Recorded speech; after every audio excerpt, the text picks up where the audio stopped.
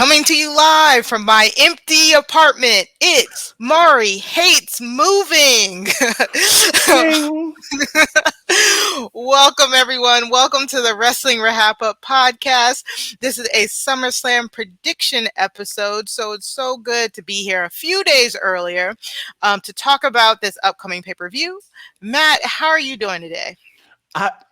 Not moving, sitting in the same place, not rubbing it. You know, I didn't mean to rub it in. Sounds like you're rubbing it in. Oh no, I'm digging a hole for myself. I'm good.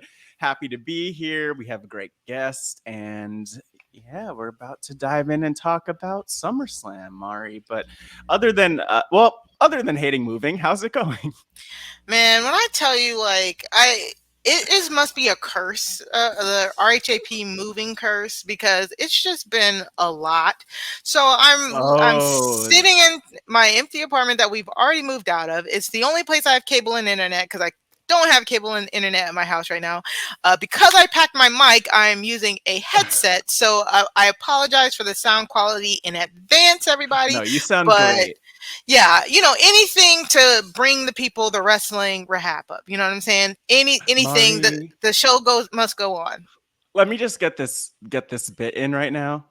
Mari, you sound so good to me. Oh, thank you. Thank you. I just needed that. Meanwhile, their listeners why she sound like she's in a wind tunnel.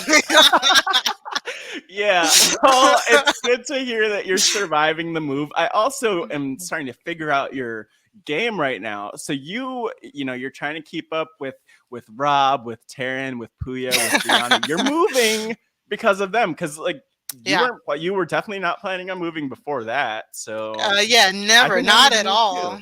I think I probably need to move. Do it. You have to. Yeah. I mean, if I could be one of the elite. Like the rest of you, yes. I'll just be sitting right here. I could get a bookshelf though, a level up, but then I have to carry it to my new apartment, and I don't know. This is just you don't want to do all that. Think about. Yeah, let's talk about moving companies. What moving company? Never mind. Wrestling. Lots of wrestling. The funny thing is, luckily I didn't have as bad as Taryn had it, or any of our other behind the scenes RHAP people. It's just annoying. Moving is so annoying. I wish somebody could just people are saying, moving companies pack everything. Yeah, but they cost an arm and a fortune to do that. So it's just a thing. It had to happen. I'm so excited about the new house. The next time I podcast, you will see the new official background. It'll be all nice and new. You're going to have a studio and everything, and exactly. Yes. Upgrade. Not all that. All that. Level up.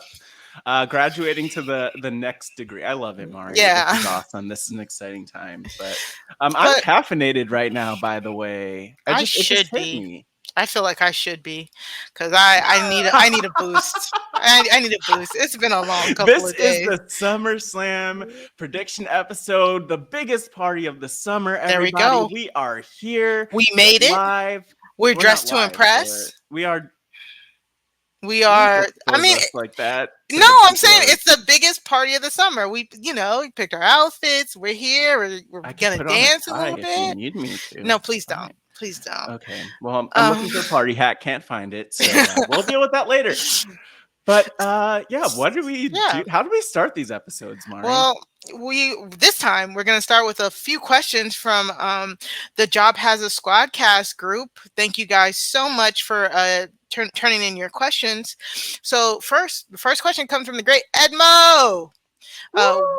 Which match are you guys most excited to see on Saturday, and which match are you most excited to see on Sunday? So real quick, for Saturday, I mean, come on. It's Sasha Banks versus Bianca Belair. Were you expecting any other answer, Edmo? But to be quite honest, this match card, we're going to go over it, but just looking at it, it's pretty stacked. Not too many duds on this card. I'm really excited for a good pay-per-view weekend. And for which match we're going to be excited to see on Sunday, we will get to that a little later. And I'll Matt, what do you say, like? What do you I look forward gotta to? look. I if I can't say Bianca and Sasha, I'm gonna. I don't know. I honestly, it's Bianca and Sasha because even with Edge and Seth, like it's gonna Ooh. be an amazing There are match. no duds on this match No card, duds, man. no duds, no duds. But Well, maybe one. uh, maybe. No, keep I going. mean, maybe more than one. But anyway, yeah, we're gonna go with Bianca and Sasha there. And for Sunday, well, Takeover. Yeah, yeah, we're gonna go over that. We will go over that. So thank you so much, Edmo, for sending in that question. Also, we got another question from Derek. Shout out. Shout out. He says rumors have said that they want a WrestleMania style weekend. So what surprises do we get? I imagine they want to go all out, especially if Punk is going to AEW. Rumors are true. Um, but the only big returns I can think of are Becky, Brock, Bryan, or maybe even The Rock to set up Survivor Series. Also, who's debuting from NXT soon? So, a lot of questions there. Thank you so much, Derek. Yeah. Um, Thank you, I Derek. And I I honestly, agree, right? yeah, and I think that, well, here's the thing with WWE that like is always the issue is that like even when you hear rumors that they want something WrestleMania style, like that could Hmm. happen. But also WWE is really good at doing what they want to do. And that means that if we have to wait a little bit more for Becky or for Brock or True. anything else that's happening, then Hmm. that will happen. So I'm really curious, actually, just hearing that from Derek. And what surprises do we get? Just to start with that question, Mari, do you have any guesses Well, for I like mean, even one surprise we might get at SummerSlam?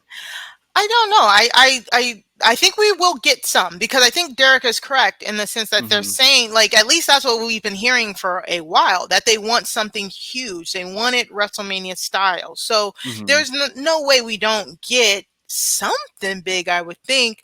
I guess a surprise. I think The Rock coming to set up Survivor Series, that would be a great, Oh. that would be good.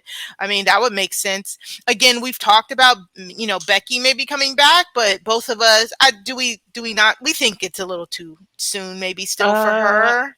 I mean, it's up to her. It's whenever she's ready to come back. I just don't like being wrong, even though I'm usually wrong. So I'm not going to guess that she'll be back. But I mean, I could see it happening. People have been talking about her return for a while, For a and while, right? SummerSlam would be a great stage to see her come back. Maybe, Yeah. following the Raw Women's Championship Yeah, match, for exactly. example, I could see that. So if I had That's what I to was gonna say. Yeah. truly like put my money on something, it would be Becky returning. But Oh, who you would put your knows? money on Becky returning I more would than put my anything? I would put my money on for More than surprises. Yep, I would put it hmm. on Becky returning. Hmm. Sometime you have to eventually you have to be right. Right. I think Brock returning again, rumors have been that he's been in the works for a very long time. Yeah, the original rumor was Brock versus Lashley. So Yeah. that could be something.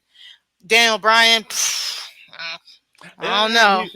We'll see. I think he's Um gone. I but don't think we'll see him here for a I while. love I love Derek's last question. Who's debuting from NXT soon? To be quite honest, Derek, we have no clue because We some of do. the people we thought were debuting just got cut. So I don't Well, know. I mean, yeah, no, no, no. You know what? Here's what I'll say about that, though, Derek. Great question. We Great have question. really no idea, Not at but all. I mean, maybe like to switch the question up a little bit. Hopefully, this will help, Derek.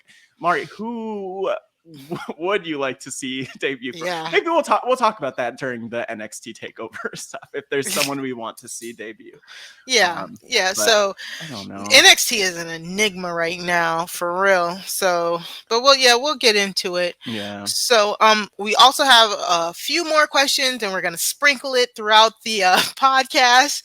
So thank you to everyone who sent in a question.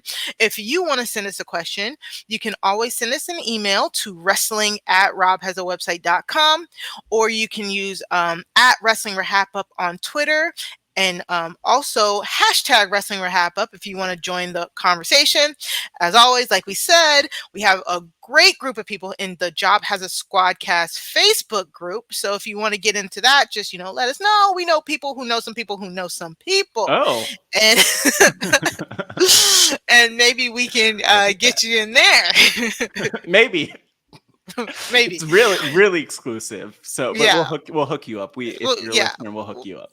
Yeah, we got you. We got you. Cool. We also have our own podcast feed, so you can listen to the Wrestling RHAPup anywhere you get your podcasts. Also, if you're not staring at our beautiful faces right now, you can on YouTube at Rob Has a Podcast YouTube page. Just type in Wrestling RHAPup and we'll pop right up there. And finally, Ooh. if you want to become a Patreon, you can join the RHAP Patreon at www.patreon.com/RHAP. Join the RHAP Patreon to get access to exclusive podcast feeds, exclusive shows, patron 5 for 5s. It's just really fun. The patron Discord and the patron Facebook group. Matt, why should the people be patrons? Why shouldn't they be patrons? Mari, the exclusive content, number one. We were on the slop last week. That is still an instant classic. I'm nominating it for all of the year-end podcast awards from the podcasties and the audioes. I don't know. The webbies. We would never. We would. That's a real. Yes, that is. I know it is. But yes, the slop, all sorts of content. You get to interact a lot, actually, with the one, the only, the podfather himself, Rob Sesternino. You get to meet a great community. You might even meet people locally because you're a patron. There's just a lot of reasons to become a patron. And if I had to give a tip, it would be, wait a few days. Wait about 12, 13 days, whatever September 1st would be from now. And sign up. You get the whole month. You get all of the different patron benefits. And, you get the ability to just randomly tag me in threads on the patron Facebook group because I'm there too. So do it. It's a thing. And also tell Rob that we sent you. Oh yes, please let them know that the Wrestling RHAPup sent you. Yes. That's the number one rule. So I mean we have an amazing guest here, Matt. Yeah, I'm gonna really look, I just feel like, Mari, with these intros, that I really want to put some gusto into this one because like you don't normally. I mean, a lot of people. He came from pretty far to get here. So I'm gonna. Are we ready, Mari? Oh, we're ready.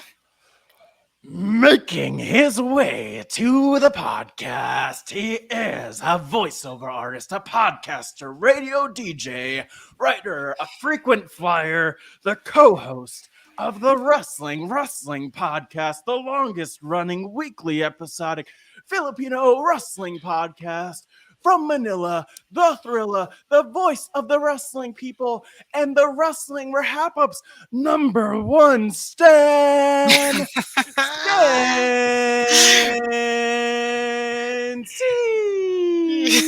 Love it. Thank you. Wow, what an intro. I would say that's up there with the Talking with T-Bird intros already. T-Bird, my natural rival. Okay. We're gonna set up that feud already. Matt Scott versus T-Bird Cooper. Book it. Yeah, I'll take her on in a ladder match. I don't know. She'd beat me anyway. So I was supposed to say, don't mess with T-Bird. Yeah, don't mess with T-Bird. I love T-Bird. Shout out to T-Bird and her intro. She is the sweetest person ever. Stan, how are you doing? I'm well. I woke up extra early for this, so it's 7:42 a.m. here in Manila as we're recording, and I'm just really psyched. I've been really excited to do this episode with you guys. As Matt said, I do host a wrestling podcast here in the Philippines, so anytime I get to talk about pro wrestling, it's something I definitely look forward to. So I even made sure to wear my SummerSlam T-shirt for this morning, so I'm all ready. The original Brooklyn, I was there at the Raw after that one. One of my favorite. Yeah, one of my favorite ones. They were in Brooklyn when I lived here. Anyways, Stan, we love to have you here. Can you just introduce yourself a little bit to? I mean, Matt did a great job, but can you introduce yourself a little bit more to our listeners? Please. Yes. Yeah, for sure, for sure. So as Matt said, I do host a wrestling podcast here in the Philippines. I've been doing that since 2014. And then in the time since, I got to parlay that onto a TV show about WWE here in the Philippines. I've worked with them as an event host. So I've interviewed The Big Show, Cesaro, Charlotte Flair, Drew McIntyre, Sheamus, Xavier Woods for TV, for events. So that's something I'm super proud of with the stuff I've done here. I've also gotten involved with the local wrestling scene. So for about 6 years up until the pandemic hit, I was a heel manager in the local scene, so I would go around and just really piss people off and cut promos and just be an overall all Filipino bad guy. So that's something I love to do as well. And aside from that, I do voice work for commercials and for a local TV station. So that's what pays the bills. That's amazing, Stan. That is so amazing. We've been so happy that you've been a part of the Wrestling RHAPup community. You've sent us tons of questions. We had the video clip from you last week. Yeah. Just we really appreciate the support you've given us over the past year almost. Yeah. So, yeah. Thank you. And every time we got podcasts about wrestling, it's always good just because there's so much content out there, but every time there's a new challenger enters the picture, so to speak, I like to encourage it now, because there was a time when I was a gatekeeper myself, and I'd like to think I did a face turn somewhere down the road where I was like, you know what, let's just support everybody. Let's just get more conversations out there, more voices in there. And I think that's, good for the entire landscape overall. I agree. I was right. I was the same thing. I would say as soon as like 4 years ago or so, I was like legit in the dirt sheets, listening to all the podcasts, just really crapping on the product. But it's just, like you said, somewhere around there, it was just like, I just took a chill pill and was like, hey, this is supposed to be fun. This isn't, we shouldn't be taking WWE wrestling, AEW, Impact. We shouldn't be taking this seriously, like the Stan Wars are endless and are not needed. So I'm just like wondering all of the accidental Stan references we're gonna make on this podcast, Stan, because you are incepting our brains a little bit. But yeah, it's good to have fun with wrestling, and it's good to talk with people who love wrestling too. And thanks for being here, Stan. You've always been a great supporter this entire 2021. So shout out to you, and thanks. Appreciate it. Yeah, cool. No, we appreciate you. You. All right, so let's get into it. You. That's wresling. That's my tagline. Oh, stop it. Not that I again. Right, you haven't been saying it. So let's just quickly I'm going to lay out the card for NXT Takeover 36. We will come back next week and then go over, we'll review it.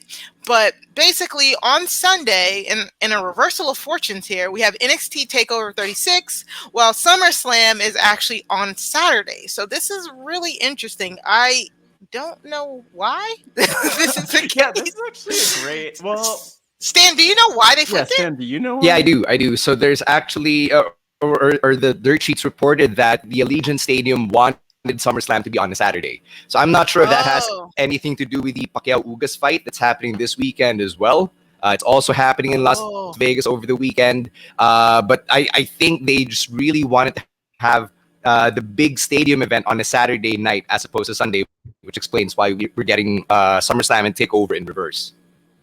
Okay, got you. So that makes sense. That's interesting, because I don't know how many times WWE would legit change their, you know what I'm saying, for a venue. Never. Yeah, they must really wanted to be in Vegas or something.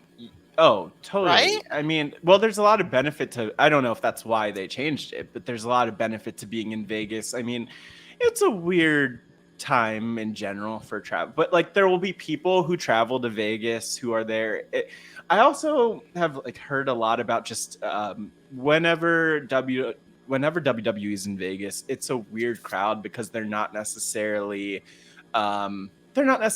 like going to the show because they're huge Oh, WWE right. fans. It's like, ooh, we're in town and here's this other event, and then we're gonna go see Britney Spears Cirque du Soleil. at the thing. Yeah, I don't know Yeah. what else is happening in Vegas. I don't care about anything but wrestling. So that's the deal. But Hmm. I will say, I don't know. We'll see how the crowd is. We'll see how the show is. But I'll take it any day. Matt, is it only Vegas that's like that? Is that because I've heard that before? True fans may not Yeah. be in attendance because it might just be tourists. And now I'm thinking about it, it's like, is Las Vegas the only thing I've heard that about? But that's interesting. So I mean, I'm glad that we know that. I didn't know that. Okay. Well, I mean, yeah, I don't know. I have no clue. I haven't heard that about any Other place, just Vegas? city. That makes sense. Yeah, because like everywhere else that's a tourist destination, you like New York or Yeah. LA, you have built-in fans there. And Exactly. Chicago, the crowd Oh, is super yeah. hot there. Vegas is it's a strange city. Strange. Yeah, Right. for a lot of reasons. For a lot. Okay, so here's just the takeover card. We have the NXT Championship match, Karrion Kross with Scarlett versus Samoa Joe. The NXT UK Championship, which is Walter as the champion versus Ilya Dragunov. NXT Women's Championship match, Raquel Gonzalez is the champion versus Dakota Kai. The $1 Million Championship, LA Knight, who is the champion, versus Cameron Grimes with Ted DiBiase. And then finally, a 2 out of 3 falls match, Kyle O'Reilly versus Adam Cole. And the thing is here, the first fall is a traditional wrestling match. The second fall is a street fight. And then the third fall, if necessary, is a steel cage match. So this is like, they're going hard on that match. So my question to you guys, so we don't get into the weeds here, what is your favorite, what match are you looking forward to for the NXT Takeover? Just like Edmo asked us at the beginning. Stan, what are you looking forward to? So there was a time when I'd probably say I'd go with 3 Stages of Hell Light, which is the Adam Cole and Kyle O'Reilly 2 out of 3 falls match, but not anymore, man. When they confirmed that they were going to give us Volta versus Ilya Dragunov, I was like, I'm all in. I've been following NXT UK since they relaunched back in October, or was it October last year or whenever it was, sometime after the pandemic hit. And man, I just fell in love with the brand. I love Volta. I love Ilya Dragunov. I love what they bring to the table. This is a rematch 10 months in the making. And if you're not too familiar with NXT UK, I would say that Walter Dragunov is the perfect gateway match. It's the perfect gateway feud, which gives you a taste of European wrestling. It also gives you a taste of what the main roster product can't really do. It's something that both these guys will really bring to the table. And I'm just excited to see another potential 5-star match out of the NXT UK title picture.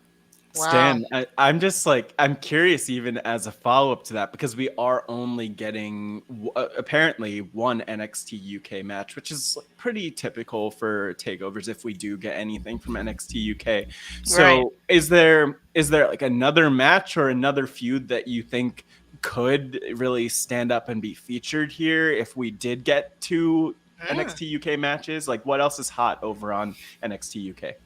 So I'm really enjoying the Heritage Cup matches. So the current Heritage Cup champion is Tyler Bate, who you may be familiar with from NXT. And the Heritage Cup rules, they're British, basically British round style. So you've got 6 rounds of 3 minutes, of 2 guys just going at it, and you have to get 2 falls to win. Sometimes the match ends in a knockout. And I just love how different it is from the standard fare that we're getting on both the main roster and on NXT. So anytime you've got a Heritage Cup rules match, I'm loving it. The most recent one was Jordan Devlin versus A-Kid, which main evented a couple weeks back. And it's always something different. So I would say that if Tyler Bate had a number one contender, which he doesn't currently because there's a tournament going on right now. If he had a number one contender, I'd probably put that on a takeover, but I wouldn't even know which feud to cut from this takeover card. Wow, Yeah. that. Thank you for letting us know that, because NXT UK, we hear a lot of good stuff about it. It's just so hard to keep up with all of the wrestling. It's hard to keep up with the wrestling that we Yeah. So to add like an NXT UK, and we said like Impact. I remember one week I added Impact. I tried watching. I did watch Impact and I liked it. It was actually a really good episode. It was when Taya Valkyrie like got arrested and left. That was Got written out, so good. Yeah, we got written out. But it's just like I can't watch it all. You just can't watch it all. But I hear such great things about NXT UK, so I'm really happy that they're bringing this to the takeover or whatnot, because you're right. It's a great way to get eyes on the product, and maybe more people will turn to NXT UK. So I'm excited because you're excited. Yeah, can I just add one thing? So, like, Please. this match, right? Walter and Ilya Dragunov. So the rumors have it that Ilya's probably winning this one, which finally will end the 2+ year reign of Walter. Right. And I was there when the reign began, like when he beat Pete Dunne in Brooklyn at that takeover in 2019. I was there. Yeah. So, like, to see this match, to see the ending, right? If Ilya Dragunov's actually finally winning, that would mean so much to me, because I was there that WrestleMania weekend when it all began for the Ring General. That's so cool. And yes, God, I remember that. What is time? It's Weird. a flat circle. That's it. Yeah. 2 years. Yeah. 2 years. Which isn't even that long ago. Monstrous, man. I know, because Not even that long ago. we talk about Don't it. It's like a remember blip. it. Yeah, Last a year long was a time ago. blip, and we all just the whole year raced. and we Last came year was a back. fever dream. That's what that was. Exactly. So, actually, this. You know what? This whole everything. The whole. You know what? Let's just go with like the whole last few years. 18 months. 18 months. I don't even know how long this pandemic's been going on, but whatever. Mari, to answer your question that you had about what match I'm most excited for. So I am actually really excited for a lot of the matches on this card. I will give like an honorable mention to the NXT Women's Championship match, Of course. just because I've loved everything that Dakota Kai has been up to, especially, and then by extension, Raquel has kind of, I think, been coming into her own also as champion. So I'm curious about that match, but Samoa Joe, like what? NXT Championship, Karrion Kross with Scarlett versus Joe. How could you not be excited for that? Even if Karrion Kross is not the highlight reel that a lot of other people on the roster are, like that's part of the storyline too. That's acknowledged.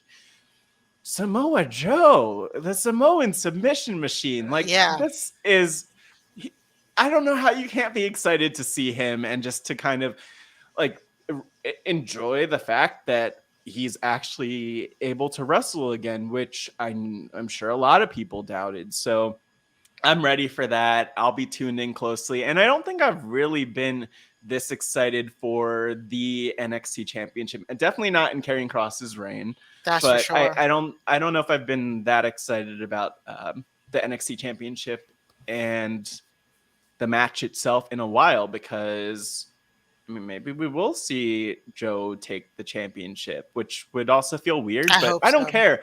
I don't care. I just want the submissions. I want the match. I want him to clobber people. I want him to do the muscle buster.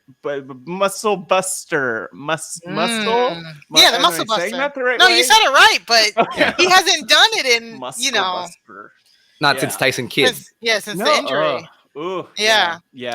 But let's see what we get from him. Definitely. Right. So I agree. That's probably the match I'm looking forward to the most. I really just want to see Samoa Joe punch Karrion Kross in the face over and over and over again. Personal. What did Karrion Kross ever do to you? Just not a fan of Karrion Kross, but he's a good heel because I want to see him, lose. So and I don't like this whole 1 foot in, 1 foot out of Raw thing. Only because Scarlett.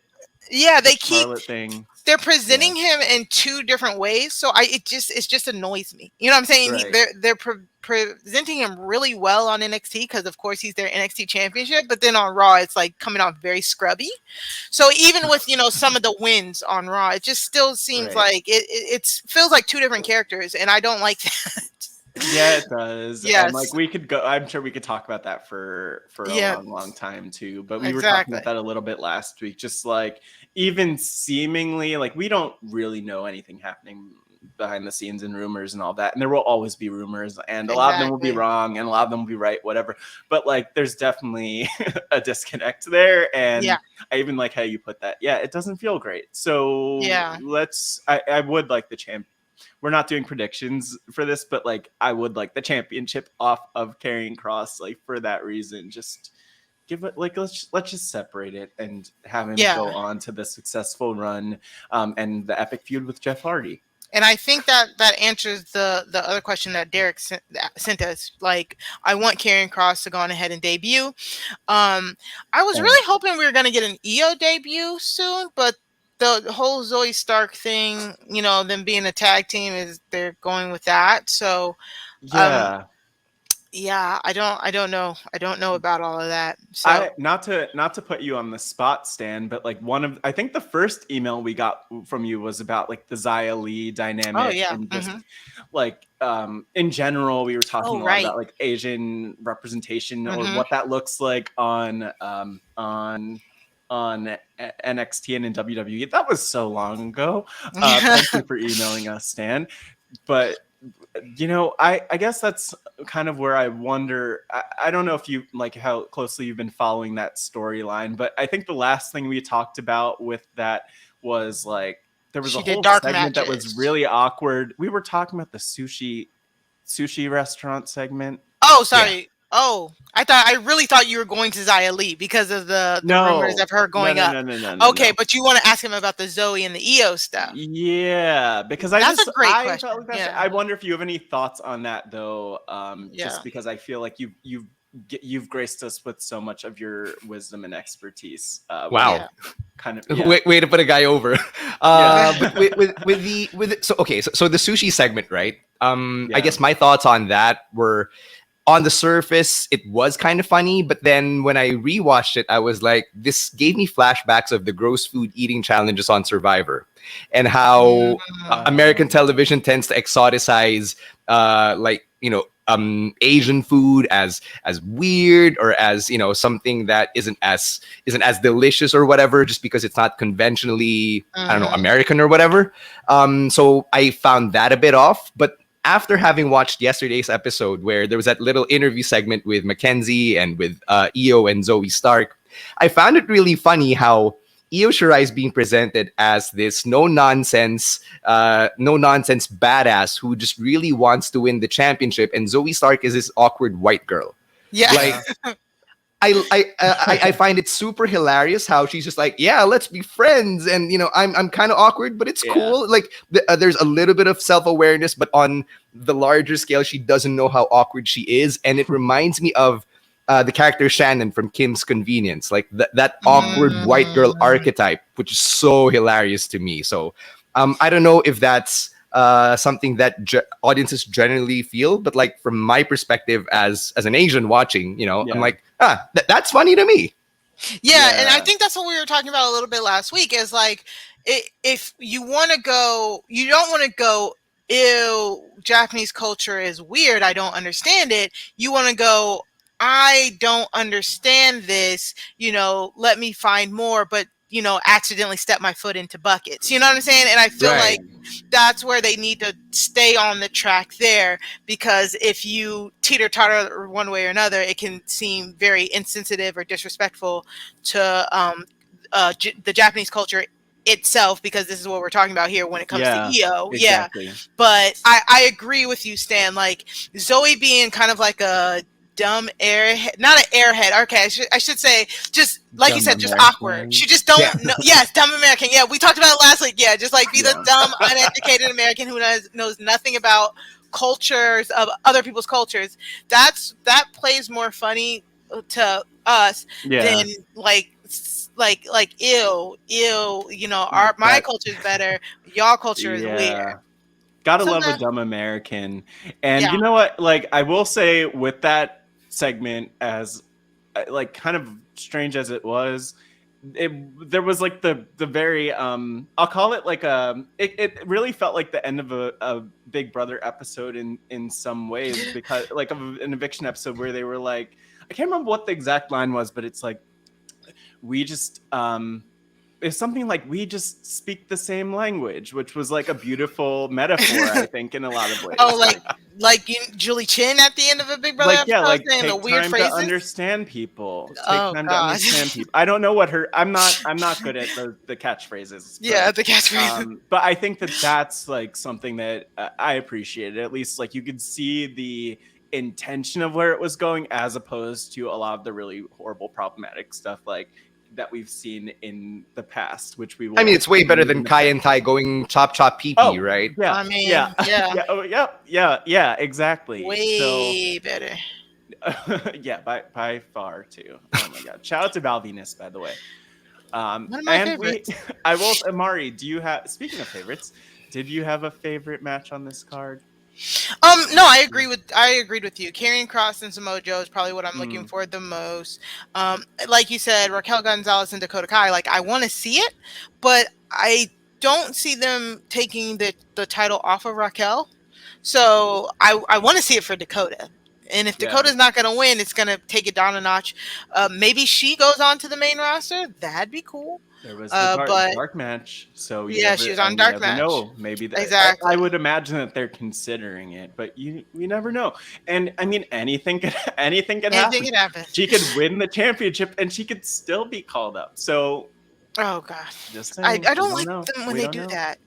So we also got a question Yeah. from Jacob in Yeah. the RHAP. Rob has a squad cat. Job has a squad cast. Uh, if this Something. is Adam Cole's farewell this weekend, do you think it will be acknowledged with some sort of curtain call after the match?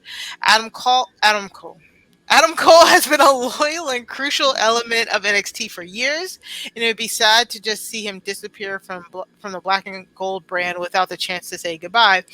So I definitely agree with this, but we don't know rumors. We don't know anything that's going on in the back. You know what I'm saying? So I just think it depends. I mean I don't know none of these people. I don't know none of the producers, but I would think that if Triple H was still in the back there, you know, he would understand and he would definitely do a farewell. Well, But I think that, yeah, you like, know, just to break this down more though, like, one, the question is like, do we think that it will be do we think he's acknowledged in actually some way? leaving? So I just don't. I think just knowing how plans can change, like, I don't know if it makes sense to acknowledge it on TV in some really meaty kind of way. Like, it's good just to, maybe there's like a small allusion to it, and maybe they do something off air, but honestly, I think one of the great things about wrestling is the unpredictability. And if we just kind of get the finish to this match, let's say where Adam Cole loses, let's say if he's being called up, like, just throw him at us, like, surprise us with his debut. We don't need the send off, because there was kind of an Aaliyah send off a couple months ago now, or a month and a half ago now, and then we haven't seen anything happen with that, even though that was on NXT TV. So, but that's the thing. This might be Adam Cole's farewell from the company, though. oh, That's the thing. We don't know if he's going to sign another contract with the company. So that's what I think Jacob means, and that's at least how I took it. Yeah, that's a good point, and I was totally blanking on that too. But you know, I don't know. He's a heel. Does he need flowers? Like, does he really need his flowers on his way out? He's a heel. Especially on his way out. Like, I think that what I would rather see, as much as I appreciate Adam Cole and think it's good to recognize people and celebrate them, and like, I'm sure that he would have some kind of in-ring goodbye at some point, I assume. Like, use that TV time for people who are going to stay around and be around who you want to build in some kind of way. I don't know what that looks like, but I just don't think it's great to call attention to, like, this guy's potentially leaving and going to other places that might be named AEW. Who knows? Yeah.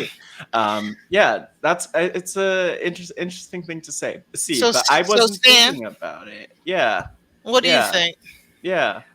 Yeah, like I mentioned earlier, I don't see the point of giving him his flowers when he's supposed to be a heel. You're supposed to hate him. He's supposed to be a Exactly. bad guy, right? He's So you're a supposed to be the guy who's purist. been. Well, I'm not. I wouldn't say that I'm 100% a purist. It's just that it just doesn't make sense to me, right? Like if you Yeah. give him his flowers now, as Matt said, you do call attention to the fact that there is probably some degree of truth to whatever rumors are floating around there, and knowing how WWE likes to keep things.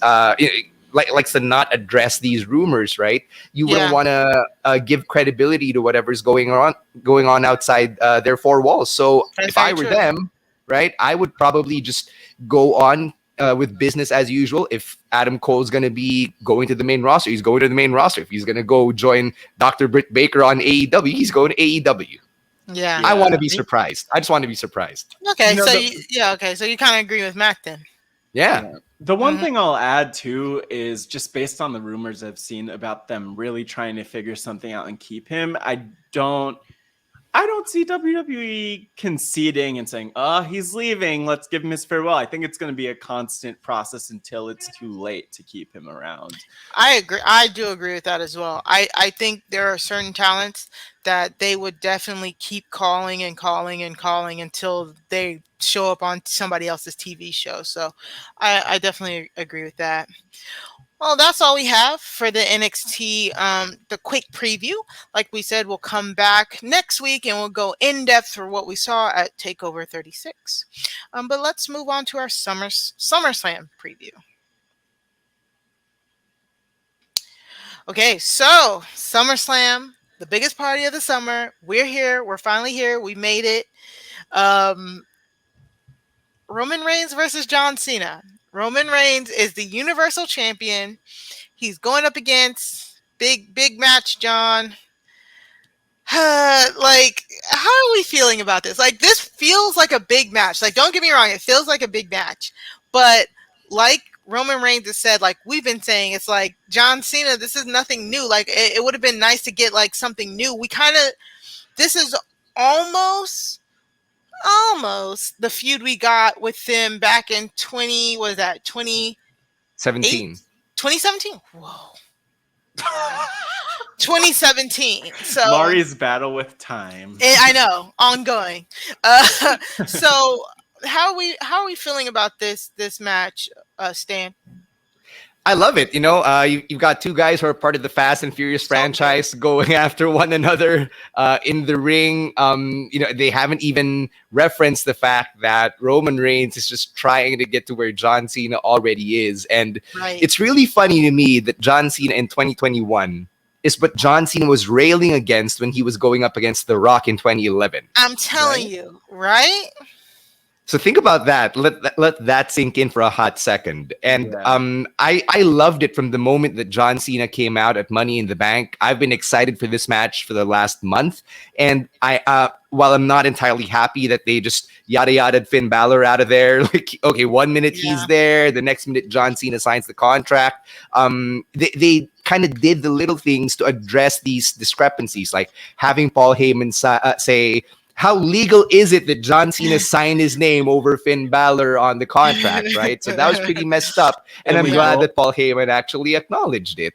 So I don't know how realistic it would be for John Cena to become Universal Champion, but then again, to see him become 17-time World Champion and beat Ric Flair's record, I'm all for it. Sign me up. So this is one of those things where no matter which way it swings at the end of SummerSlam, I'd be happy. Kind of like Roman Reigns versus Edge versus Bryan at WrestleMania. Oh, yeah. I agree. Yes. It's great. It just feels short though, in a sense. It feels, I don't know, right? Like if we've even though we've had 4 weeks of build up, it just feels like I don't know. I'm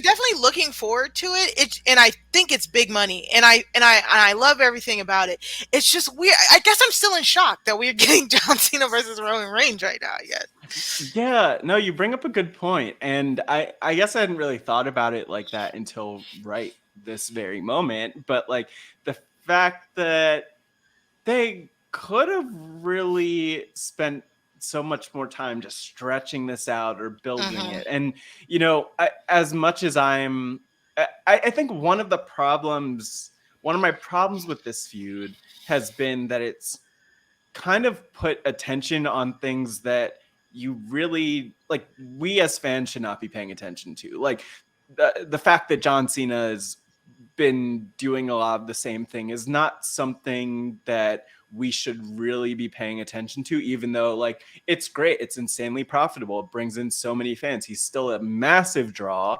But like we don't need to point to the fact that might be a little bit stale, because then I'm like, yeah, Roman, yeah, that is, I do feel like that's stale, when I might not have even thought about that if the framing of the feud was a little bit different. Yeah. So this, I imagine that a lot of this was about like, let's get to SummerSlam, let's build something, like the fans are back, so let's bring back John Cena and do something big at SummerSlam, which totally makes sense. And honestly, I don't think I would have done it any differently if I were them, but maybe it's like, if the focus or motivation of the feud were a little bit different, that would be a little bit more compelling. But I'm excited for what we're gonna see, just like the match itself, because John Cena doesn't disappoint really in the ring. He'll bring the drama, Roman will bring it too, and it'll be fireworks, and that'll be fun to watch, even if the build wasn't the best. Right. I've got a question for you though, if you don't mind. So like Matt, you mentioned that you felt there was something lacking in the build-up, and I'm wondering if it's because John Cena just was this plug-and-play main eventer you can immediately insert into the Universal Champion storyline, when right before that there seemed to be a dearth of baby faces on the main event level on SmackDown. Like, is that it? I think that's part of it. I would also say the other piece of it for me is that, like, when I think about wrestling, and this, I mean, maybe this is a frustration in general with a lot of things that we'll see, I like to be able to like explain it to non-wrestling fans in a way that really makes sense. And I think there's an explanation here with Roman and Cena. Actually, they do have a solid explanation that's about like, it's basically like a feud between the guys, or I don't even know what to call them. That's I'm not all going to it call is. them the man, either of them the man, because that's Becky Lynch. Shout out to Becky. Thanks for listening, Becky. But in all seriousness, like, it's I just think the motivation, if it were different, if there was different fire, if Roman did something to Cena's family, like, give me some of that. But that's me, and like I the see what you're wrestling saying. I like. So I think that's also just like probably not a popular opinion, but I would also say that it's almost like the feud is also working backwards in a sense, because we got the John Cena confrontation, we got the contract signing, and then it's been like 2 to 3 weeks of just kind of like promos back and forth.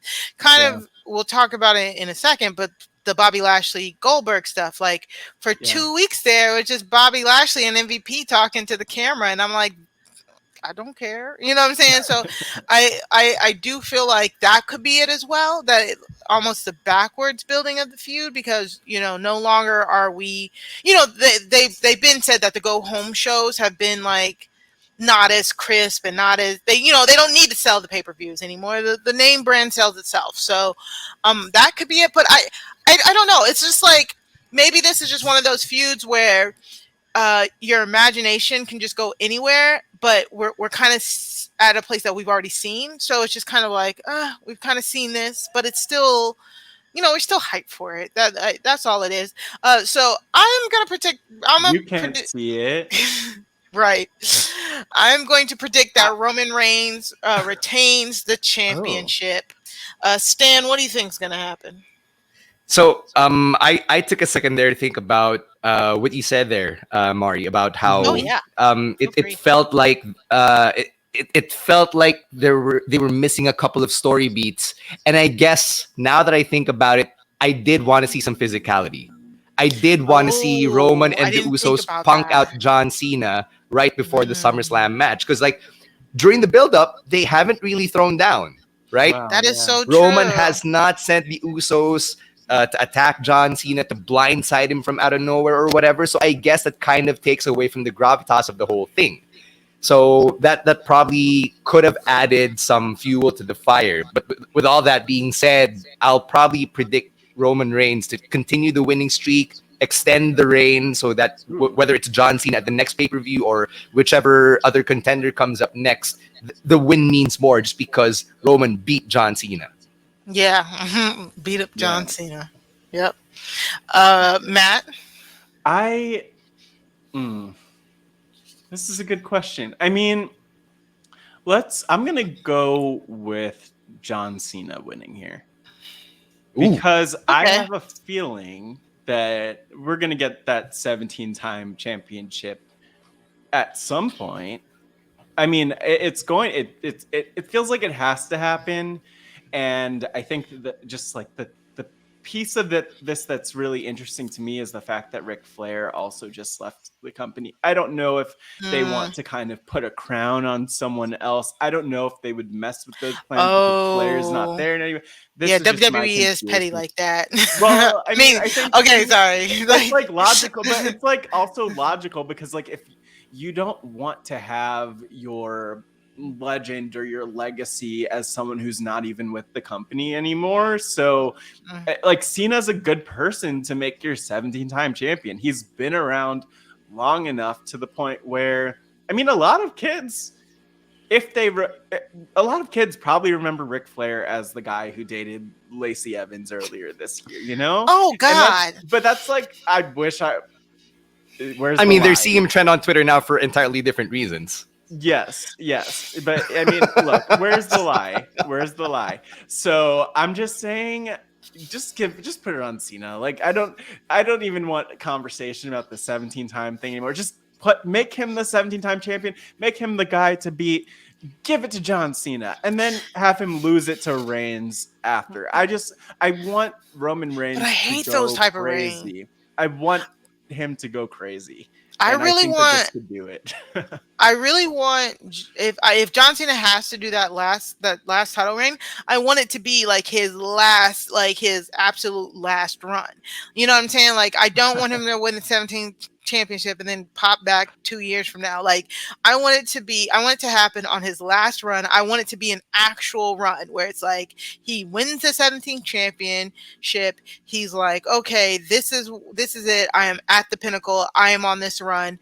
I am going to hold on to this title for as long as possible. And he holds on to it. And then maybe he even early in the reign says, when I lose this title, I walk away. And then it just puts that way, it puts added pressure on all of his title matches from then on out. That's how I would do it.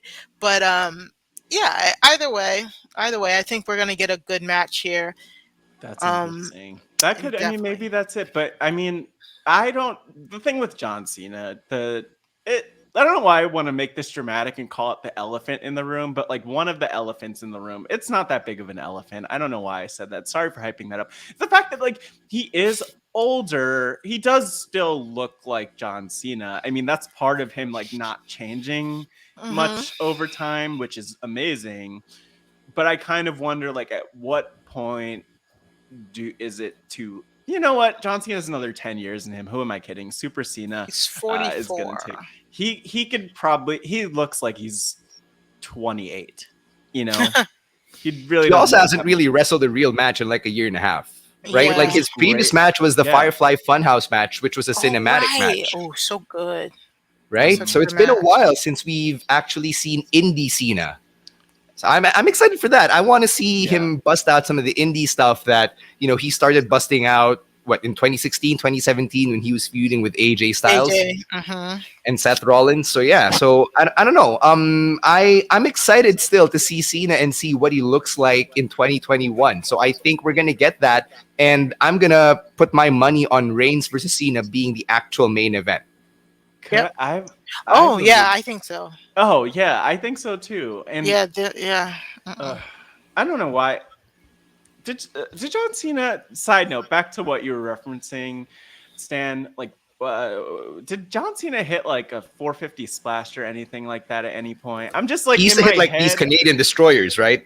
Okay, yeah, that's it. That's what I thought. I remember him flipping because that's not a thing he does a lot. But yeah, let's see it. I would love that, and I think that this match again will be really, really fun for us to follow along with. Yeah, that series of him and AJ Styles was just like Underrated, I'd unreal. say. Unreal. Yeah. Okay, so next match we're going to talk about here is the. Your fave. Oh, sorry. You know what? Nope. Oh. We have a question. Brett. We need a sound effect. Wait. I know. Mari, say I have a question again. We have a question. Boop, boop, boop, boop, boop. Okay, all right. Well, that was just Sorry, too much. guys. It's a long week already. Brett asked us who's next after Cena for Reigns. So we're all just assuming Cena's. Well, some of us. I mean, they already kind of announced The Rock was coming at. Not kind of. I think they did announce that Rock will be at SummerSlam. So Jesus, Survivor Series. So I mean.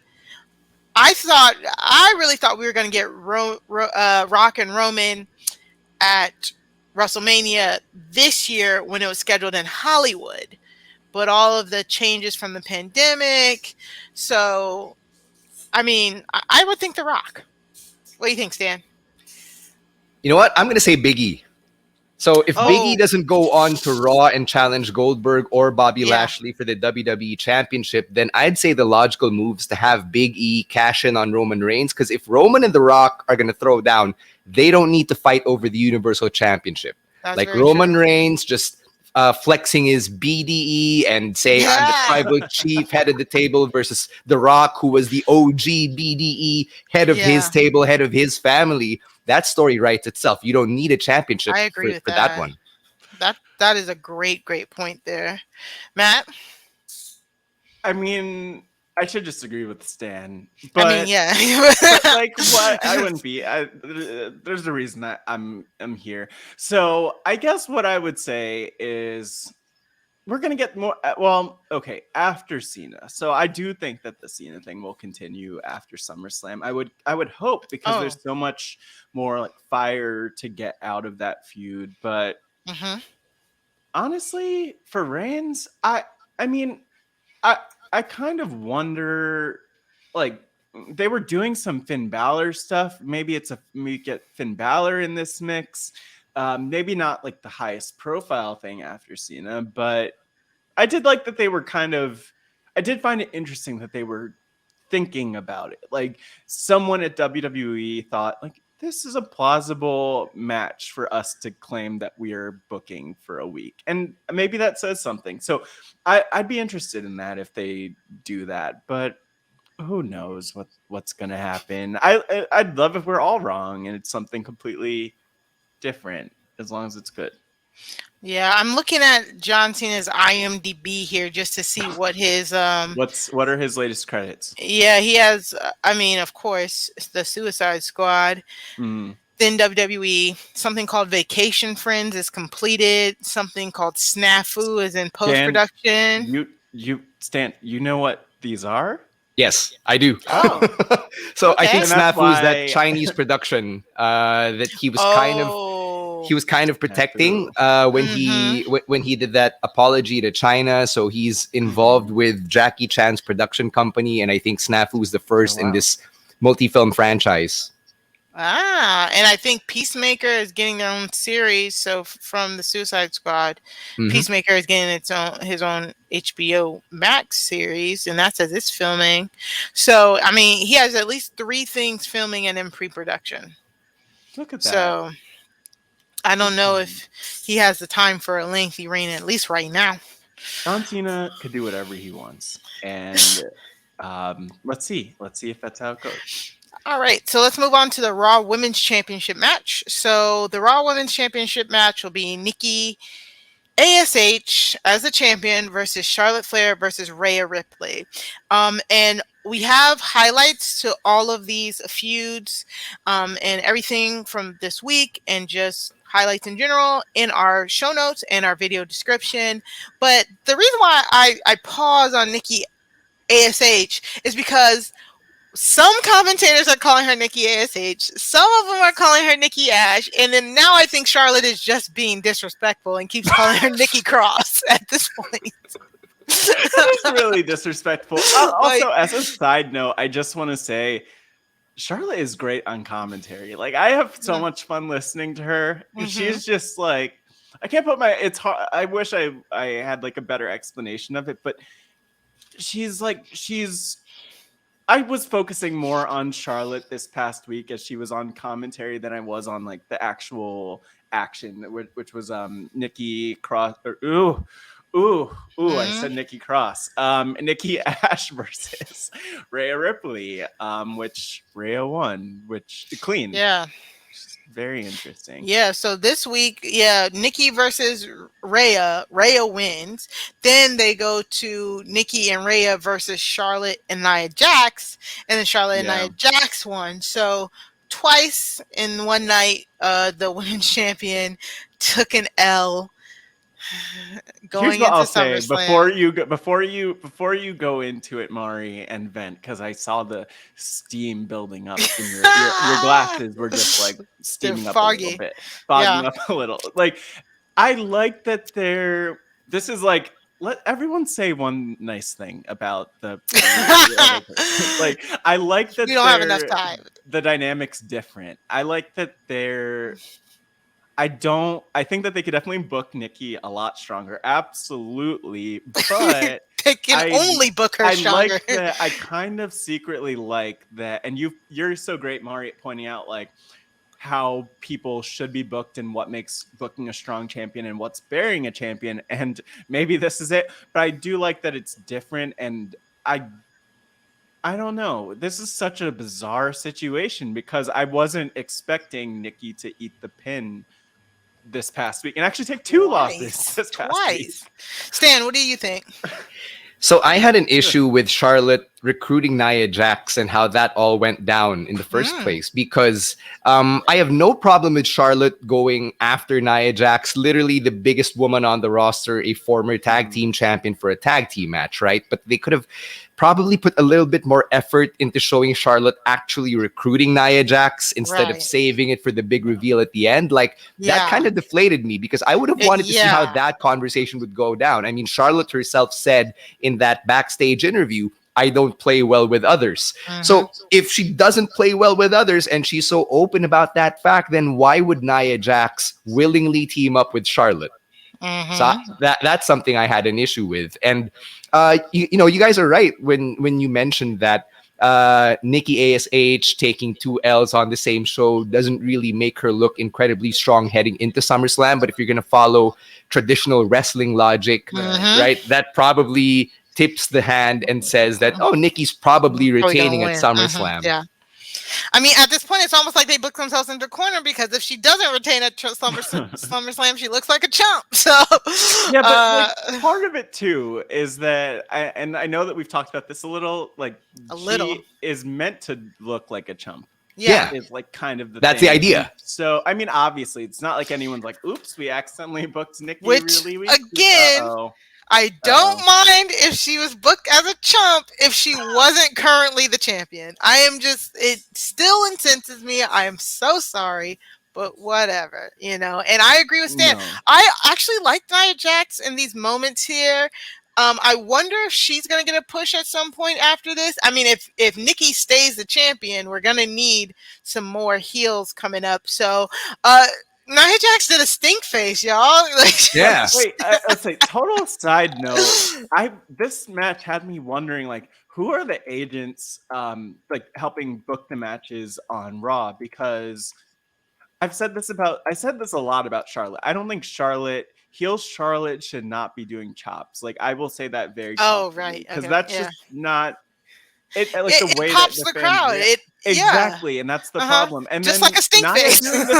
Exactly. So that's where I was like, she's just there was a lot of like twerking situation, which maybe is her new gimmick. Like maybe this is Nia taking on, I don't know, like Alicia Fox type of dancing. Time for the twerkulator. Maybe Victoria. Yeah, time for the twerkulator Nia Jax. So I liked Nia this match. I liked Charlotte stole the tagged Nia to get the pin, and Nia looked at her like, it was a side glance. I'm like, okay, will this come home to roost at any point? But uh, Nia looked great in this match. I'm a fan of Nia, so we'll see what Yeah, happens. yeah. I Stan, do just you think want her this to goes be. anywhere?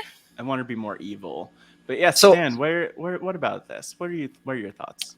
That's I'm a not pretty. sure. I'm not entirely excited about Nia Jax being in the women's championship picture again, but that's just me. Mm, I will say that I'm ready to see Rhea Ripley and Charlotte move on. Like, I actually Yeah. want to see Nikki retain just because I want to see a different heel challenger like a Shayna Baszler who's waiting in the wings. Like, they yeah. showed her Yes. just taking a peek during that main event match on Raw this week, right? Mhm. So if Shayna Baszler goes ape shit on Nikki A.S.H., man, that would make me sympathetic towards Nikki, and that would Yeah. make Shayna such a credible threat again down the road. Love Shayna. Yeah, Ooh. exactly. So, and I kind of agree with you there, Stan. I would Yeah. like Nikki to win this match because it looks like Raw has a dearth of Ooh, heels. good words. Yeah, but not a lot of babyface women. I'm literally trying to think. Yeah, you got Nikki, Rhea, Asuka, Alexa, Oh and that's God. it. Yeah, that's What? it. Uh-huh. Where's Asuka been? Oh, okay. Well, yeah. So, I We'll would like find Nikki her. to retain, but something about this, I don't know. I think I Charlotte's mean, gonna win this. for I me, I have learned my lesson. I'm not betting yeah. against Charlotte, so I think Charlotte wins this. And if we do get a Becky return, it's gonna be because of a Charlotte winning the championship. I think Charlotte wins the championship. Becky comes out, steals her spotlight. Maybe we segue to the two of them. So I'm sorry. As a side note, hold on. I have to. I I'm you. We asked where Asuka is, and I just went to Twitter and hold on. I need to share this because, frankly, if you're not watching on YouTube, I don't know what you're doing. You're only getting half the story. But let Right. me tell you, what is the I'm so He's flustered right trying to, yeah, now. he's trying to bring it up, y'all. No. But I'm just like flustered too. What is going? Hold on. We need to take a look at this together, guys, because I'm like That's very awesome. overwhelmed. Zooming in on this, So for Asuka has like a lot of yeah. memes going on her. There's a meme from The Office on her Twitter. There is another meme, I think, of a Supergirl, woman, yeah. Supergirl. I don't know what this. There's another meme involving Triple H. Was I she, don't is that know, her but beating up Triple H? there's another meme of her as a clown. I don't get the reference. This But is isn't this? yeah, for all our podcast listeners. Oh, scroll down. Oh my God. There's another one of her as Lily. Lily. What is she doing? What? Just is- go to Asuka's Twitter because Asuka's amazing. She's just taking memes and putting her face on them. It's a whole lot. I Good for think Asuka, yeah, good for her that she has. but fully I don't know job. what is I'm really- going on. I don't Asuka either, being a but shit poster in her late 30s is a mood. I'm telling you.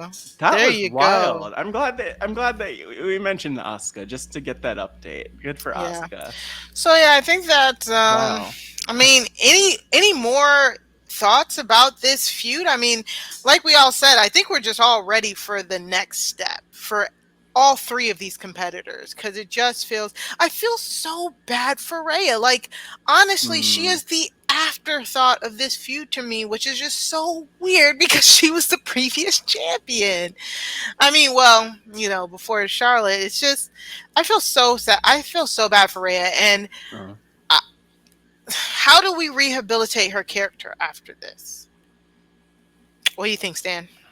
That's a great Or question. and here's what does I'll her also character say. need Thank rehabilitation? you, should I thank say? you, Mari. That's There exactly you what go. I There was you go, going. Stan. So I would have said no initially because there is a lack of baby faces, right? But Right. if you have Rhea go on a tear, let's say there's another draft or another shakeup a few months from now, you put her on SmackDown, turn her heel, have her go on a tear through all the women over there, reestablish her as the next number one contender, then maybe you can probably refresh the image. Because I love how whenever Rhea Ripley comes out, I want her to step on me. Like she exudes that type of energy. Yes. And like and then it just falls flat, you know? Right. So like with the way that her story has kind of shaken out, like the step on me energy is there as soon as she enters, but after the entrance, it kind of deflates from there. Yeah. Yeah, that's so I true. like that. I just don't want anybody coming for Bianca's title. But I do agree with that. No. Yeah, we need Rhea taking Bianca's title to No. rehabilitate things. Yeah, No, we we need that to don't. rile Mari up and make her feel real feelings. No, I Yeah, don't. all I of don't the real like any of feelings. this. Yeah, we'll do like an hour and a half. No, we'll do like a 3 hour podcast of you just Oh ranting on God, no. But yeah, so that. Try it. I think I mean this is one of those matches where it's like I'm gonna watch it, but I might not be paying attention during it. Only because again, it's just I know I don't like to say it like that, but I'm just not moved by the storyline anymore. And I was so jazzed for the Rhea Charlotte storyline. So yeah, it's so unfortunate, but that's just me. That's just my thoughts. Next Yeah. up, No, what? and I'll also just say like I think that that's a pretty big indictment. I'll even say just because as much of a women's wrestling fan as you are too, I feel like that Exactly. automatically, and I mean same for me too. Like I think that would normally add a point, but this has just been. We'll move on. We're gonna move on. Yeah. But And, we've made our points. and you're right. Yeah, and that's exactly like what I'm saying. I love watching the women work. I just don't know. I feel like this is a dead end storyline just for me though. Just for me. So our next match, the WWE Championship match, Bobby Lashley versus Goldberg. I mean, so Goldberg had his son. He like officially introduced his son this week on Raw. That was cool. Um, I was just happy that he was back, like in the ring to at least cut a promo, and then he hit Bobby Lashley with a spear and all that. So I'm glad we had some more back and forth promos because the last 2 weeks with just the Lashley and MVP promos, I was kind of like losing it a little bit. But I mean, this match is going to be hard hitting. It's going to be a train wreck. Hopefully, it's only 5 minutes, and that's all we really need. To be quite honest, uh, Matt, what do you think about this match? Well, here it's like okay. I was really thinking about one tiny thing, Mm-hmm. and it's Goldberg's spear, and I've been really disappointed by all of Oh, the spears he's delivered oh, since coming returning. back.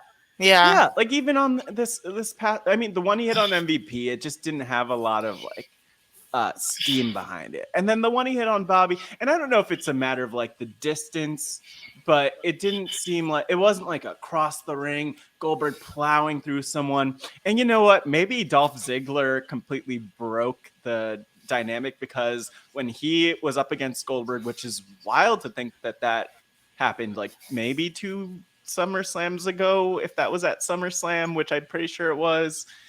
Like Mm, that, and I'm pretty sure that Goldberg took Ziggler's boots off with that. yes. That is like Dolph I don't even Ziggler remember is that. the type of Jeez. wrestler. I vaguely remember it, but only because Dolph Ziggler's so good. So Very good. that's the thing where I want that Goldberg. Like I think with Goldberg too, it just helps to have someone who's able to like sell and sell and sell and sell and put him over as this badass because he is older. And, I think people are accustomed to just saying like, maybe he's slowed down because he's older, but I'm not that hyped for this match. I'm with you, Mari. I agree. I would take the 5 minutes. But Stan, do you want a 5-star classic with this one? Oh, hell no. No. See, Nope. I'm not a religious person, but I'm going to Yeah. be praying to every deity out there that Bobby Lashley stays healthy. We saw what happened with Goldberg and The Undertaker. Man, I do not want history Oh, repeating itself at all. And when Goldberg cut his promo this week on Raw and told his son Gage, you could probably watch videos of me online. I wish he'd just stop there because Gage would probably be better off just watching videos of his dad on the WWE Network or on Peacock. And like, I wish someone would have told Goldberg, just plug Peacock, plug the network. We're right there. Right? But I Ooh. mean, this is They have to know. They're not gonna. We're just getting big meaty men slapping meat. We're not getting the 5-star classics. We're not getting 30-minute long match. We're getting big meaty men. So I just want to get y'all predictions, and then we're gonna talk about a question we also got. So I want to Oh say. no. I want Bobby. I want Bobby Lashley to retain here, Right. but I think we didn't we do this song and dance here, Matt. Like the last time Goldberg showed up, and we were like, he can't win a title every time he shows up because When was the last time he showed up? was it before Mania? Was it? I Oh don't No, he God, last know. showed I up don't. against Drew, right? At the Rumble. Yeah. There it is. Yeah, Okay. yeah. Because I was gonna say I'm pretty sure it was this year because I think this Yeah, is I was the about to say second this match year. of the year. Mm-hmm. I also would like So I don't know his Bobby deal. to I'm win. not in anyone's pockets. I'm not as much as I like to make a big deal of the contracts. Like I'm not in the contract in the legal department of WWE, so I can't tell you how many matches he's contracted to. But Oh. I mean, maybe this is his last match of the year. Who knows? I don't see any chance that Goldberg wins here. That would be wild. Like, what would they do? Just have him have the championship and then defend it once? Well, I Because he's guess we'll not going to talk be about around that week. in a second. Do you think Stan, what are Gage? your Do you think predictions? Gage is going to be there every week with him I on the mean, show? he got all He's a dressed up kid. this Yeah, time too. he has to go to school, right? This kid has to be in school at some point. Well, I mean, Yeah. Monday night. I mean, well, I mean, it is it's the summer. summer. It is summer. That's a good point. And these Right, kids no, should no, not yeah. be in school, to be quite honest. Well, that's a whole other. That's another A great lot point, of people another shouldn't be conversation altogether. Yeah, exactly. Man, you know what? I would pop if Goldberg beat Lashley only for Big E to cash in on Goldberg. Like Exactly. smack him with the briefcase, have Big E beat Goldberg 1, 2, 3, boom, new champion. But if it's just Lashley Exactly. Goldberg, no Big E involved, dude, just have Lashley steamroll Goldberg and then keep Lashley looking strong, just so whoever does beat Bobby Lashley comes out looking like an absolute monster. And I agree. So Alex I think from the that's Facebook group, he asked us, so say Oldberg beats Lashley at SummerSlam. I know, a horrible thing to imagine. Do we have Big E cash in on Goldberg, who is his dream opponent, and just annihilate him to win the title? Then his first opponent to define him as champion is beating Lashley for his New Day boys. So I agree with you, Stan, here. I think if Big E is going to cash in on this, and it might happen because we did get footage surface that at a house show, Big E came out in his towel to help the New Day get over on Lashley, win a match against Lashley. So there is like some history here.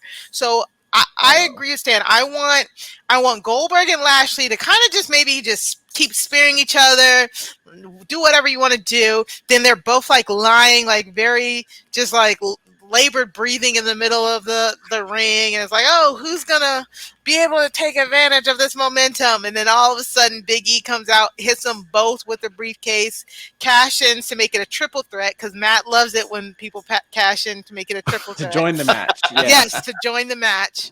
And then we get Big E. Who would he get the pin on there? Maybe Goldberg? But Both of them. anyway, Yeah, pin Goldberg. Yeah, why He'll not? stack stack 'em. them. Yeah. Smash them and stack them. Yep. And then win the title that way. And I agree. I think I agree with Alex's question. Then he goes on to with a feud with Lashley. That would be a great, just a segue feud if Goldberg leaves, and then we just get a feud with Lashley. So, I mean, I hope so. I really hope so. Big E just talks about how Goldberg was his hero, and I would love to see him be able to share the ring with Goldberg.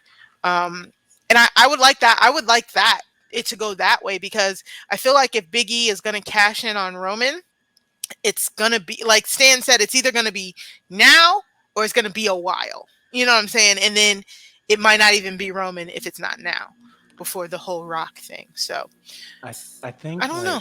Just Matt? to kind of add to that, I think that if I was gonna have Big E cash in, I would maybe this is the scenario.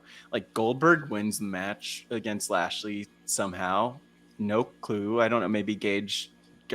I don't know what his finisher would be. Even if he's even legally able to Hit, wrestle at his yeah. age, probably not. His school probably doesn't allow it.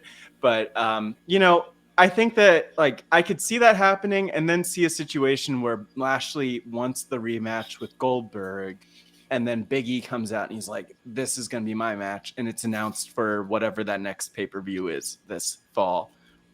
And so I could see that. I just think Big E would announce it as like the ultimate face move, but also like a dumb move. But No, that's a great point. It is a babyface hate move. I this. actually wanted to get your thoughts on this because, right, the stereotypical Money in the Bank winner cashes in when it's most advantageous for them, which is ultimately a heel move, right? Because Edge Yeah. pioneered it, and it's you sneaking up on somebody at the moment they least expect it. That's a heel move. So, what do you think about Big E doing a babyface thing and actually calling his shot? Because only Rob Van Dam really did it successfully.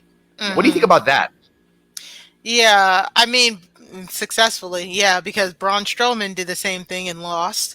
Um, so, I mean, I would like him to do that as the match is happening. You know what I'm saying? Like, it's still kind of like an opportunity, but like Matt said, he actually Boo. joined the. How did we switch on this? Anyways, Wait, did we? like I think we did. um, so We I, don't keep I track of our script. I'm sure that Mari and I just have scripts in front of us, and everything we say, we're just reading the scripts, and sometimes we say the other person's line.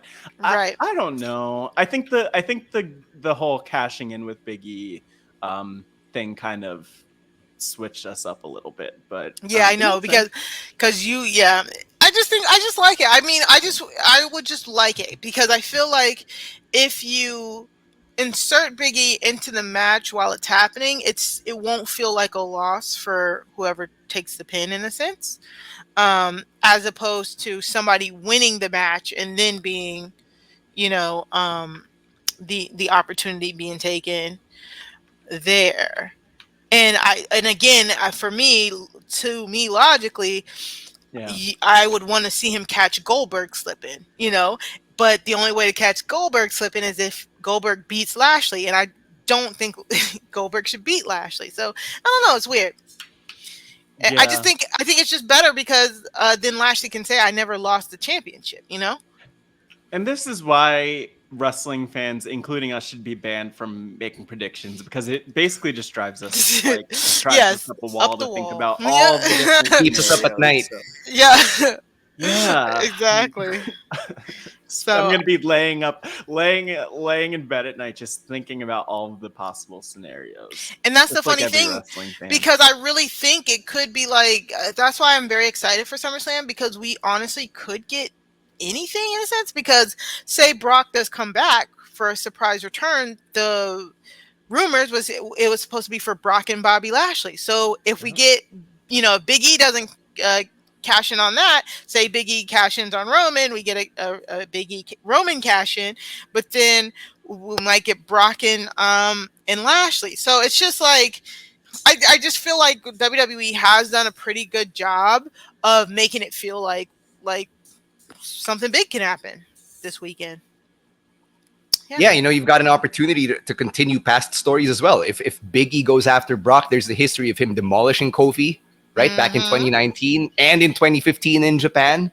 Yeah. If Big E goes after Bobby Lashley, there's the history of him demolishing Kofi as well and Yeah. Xavier Woods. So Mm-hmm. you're right. You're right, Mari. They can go in different directions, and I will give them a bit of credit on that end. So I think the They only did a thing they great have to do job. now is move Big E to Raw. Yeah, Yeah. I'm with you on that too. Yeah. Yeah. I mean, it kind of sucks because you feel like his like solo run, at least. I mean, no matter what, he'll still be like a solo thing. But I feel like it was wasted because he spent the whole year fighting Apollo Crews in a sense. But there's not much he can do left on SmackDown, really. Unless he And goes we'll after see. Roman. Yes, sorry. Yes, I should say there's not much left for him to do in the mid card of SmackDown. That's a Yeah, great point. yeah. But you know what? No, let's see how this goes. I do like what I imagine, but also because this has probably been rumored, is like Biggie going to Raw in the draft. But you know what? Let's see how I, things go because I feel like plans we haven't change with heard no anything plan. about the draft yet. So Yeah, yeah, hmm, yeah. That's a whole other question of like when and if that's actually happening, but that's a whole other thing. So yeah. this is where again us like we could go through all of the possibilities. This is why we're probably not great with questions. Shout out to Derek who submitted questions that are like, what do you think will happen? It's like there are a million possibilities here Yeah. and we don't actually know We don't know. anything. We are not professionals. No. So next up, the match that I am looking forward to, the SmackDown Women's Championship match, Bianca Belair versus Sasha Banks. Talk about a match that's only been built in like 3 weeks, but it feels like they built the feud in one night when Sasha came back. It was just so good. We get the Sasha coming back and turning on Bianca. We then got the Sasha promo the next week explaining her actions. Then we got the boss contract signing. Like this has been, I don't know why. I don't want to feel like I'm being hypocritical for this feud in a Uh-oh. sense when calling the Roman and John Cena one like a weird build up, but I feel like this one, I don't know. Is it a better told story, Matt? It's a lot different. Yeah, it's a Mhm. better told story in the sense that the story's been told from WrestleMania and or from before Yeah, WrestleMania, from the that's Royal true. Rumble, really. That's And true. we have had the benefit of just kind of waiting to see it play out more because there was the cliffhanger, really, with WrestleMania. Like, where's Sasha? What's going That's to so happen true. next? And then we're getting it now. So it's a well told story with like a lot of anticipation while at the same time they didn't have to put in the effort to build the anticipation. Like time built the anticipation in large part for this Mm. match because of their epic performance at Mania, which it's still wild to think that that was the last time that we saw them before before a few weeks ago, Yeah. other than the SBs and that kind of stuff. But Mm. man, this has been pretty epic to see and to take in. It has been. What do you think? So I'm gonna agree with Matt here and say that they have been telling this story for a while. So when Sasha came back, the story wrote itself. Bianca Mm. had basically gone through every heel on the SmackDown women's roster, so it Mm-hmm. feels like it just felt natural to plug Sasha back in, have her turn on Bianca the first chance she could get, because that's Mm-hmm. also in Sasha's DNA as a character now. Um, right, Mhm. with all of that being said, I've got to ask you to your thoughts on the rumors that Sasha Bianca might not push through, because I don't know if you saw the chatter online Right. over the Oh, last few days, yeah. but Yeah. there have been rumors that for one reason or another they're probably Yeah. not going to make it to SummerSlam, and I don't know if it's COVID related or not, but it also brings up the other elephant in the room that Sasha has some I'd say problematic takes about Yeah. the whole pandemic and all She that. I does. agree. I agree. It is unfortunate because we shouldn't be split on science, but you know, we As a are. healthcare professional, Mari. Yes, as a healthcare professional, I should say we are. It shouldn't be something that is politicized or like really really questioned. I get the concerns, but it's just you know. But the biggest thing is, Stan, you're right. I saw this. At first, I was just like, okay, everybody's being alarmist. Calm down. They just don't want to show any of the moves. That's what I thought. Now everybody's kind of getting me worried. And I'm like, oh my God, if Sasha and Bianca don't happen at SummerSlam, I'm gonna be sad. I really am, because Yeah. again, people going into their WrestleMania match, I was satisfied with the storyline. I thought the storyline made sense, but a lot of people just thought like, "Oh, this isn't even that hot. They don't need they. It's not like they don't even like each other. There's been no fire in the feud, and we finally get it. We get the payoff. We get the fire. We get the bad blood. We get the amazing babyface champion who will literally take on 3 people at a time because she Yeah. knows she's it, and it would just really suck." that to like postpone this, so Yeah. I mean, I wouldn't be surprised. Again, they're operating in full arenas in the middle of the South. So Which is like, yeah, it's like it's not a good situation like for anyone. And we've talked about certain things. Like there was Nikki A.S.H is a good example where I don't know what anyone is thinking, honestly, but you just don't need your champion to go out in the crowd. Like we're not there mhm. yet as a country, and that stuff makes us nervous to see. But then when you, I mean, and again, we don't know the situation with We Sasha and don't. Bianca and Yep. all of that, but like these are things that could happen, assuming that it's actually, you know what, regardless of what it is, these are things that could happen. Yeah. So, The variants are you real, know, right? COVID is still out there, that's and very real. they've got meet and greets happening. They've got something like Access Oh Light happening man. this Yeah. weekend. So they've been Yeah. promoting that on TV. And I don't know about you guys, but like every time the commentators would promote the fan events, I'd be like, "Eh." Yeah. That's me Yeah. for everything. At this point, I'm just like, But it's also just like, look, we like I'm trying to kind of think about this for like a split second. So WWE is going to WWE with the thing with the protocols, and also like Sure. the safety this, considerations are also wild because like they're different in different places. Some arenas require proof of like vaccination and all and or tests, and like yeah, some don't, and it's yeah. all It's over the depending place. on the state. And I just feel like, you know, if this is a COVID related situation, this will not be the last COVID related situation that affects something major in WWE, if again assuming that's what it is. But like beyond the speculation, their safety comes first, and we hope that they're both Yes. okay, that they're safe, that they're Agree. doing well. And you know, I think from a feud standpoint, it'll pick up. It's not like this feud is ever going to be dropped. So I love that. So we'll get back to that when it's time. But if it's not meant to be for SummerSlam, then you know it's That's not meant to true. be for SummerSlam. Yeah, and I'm trying to look at Sasha's Instagram right now. Looks like What's the? Did she post anything? yeah, she posted 4 days ago. Oh, that was also probably right around the time that I think. That the chatter started.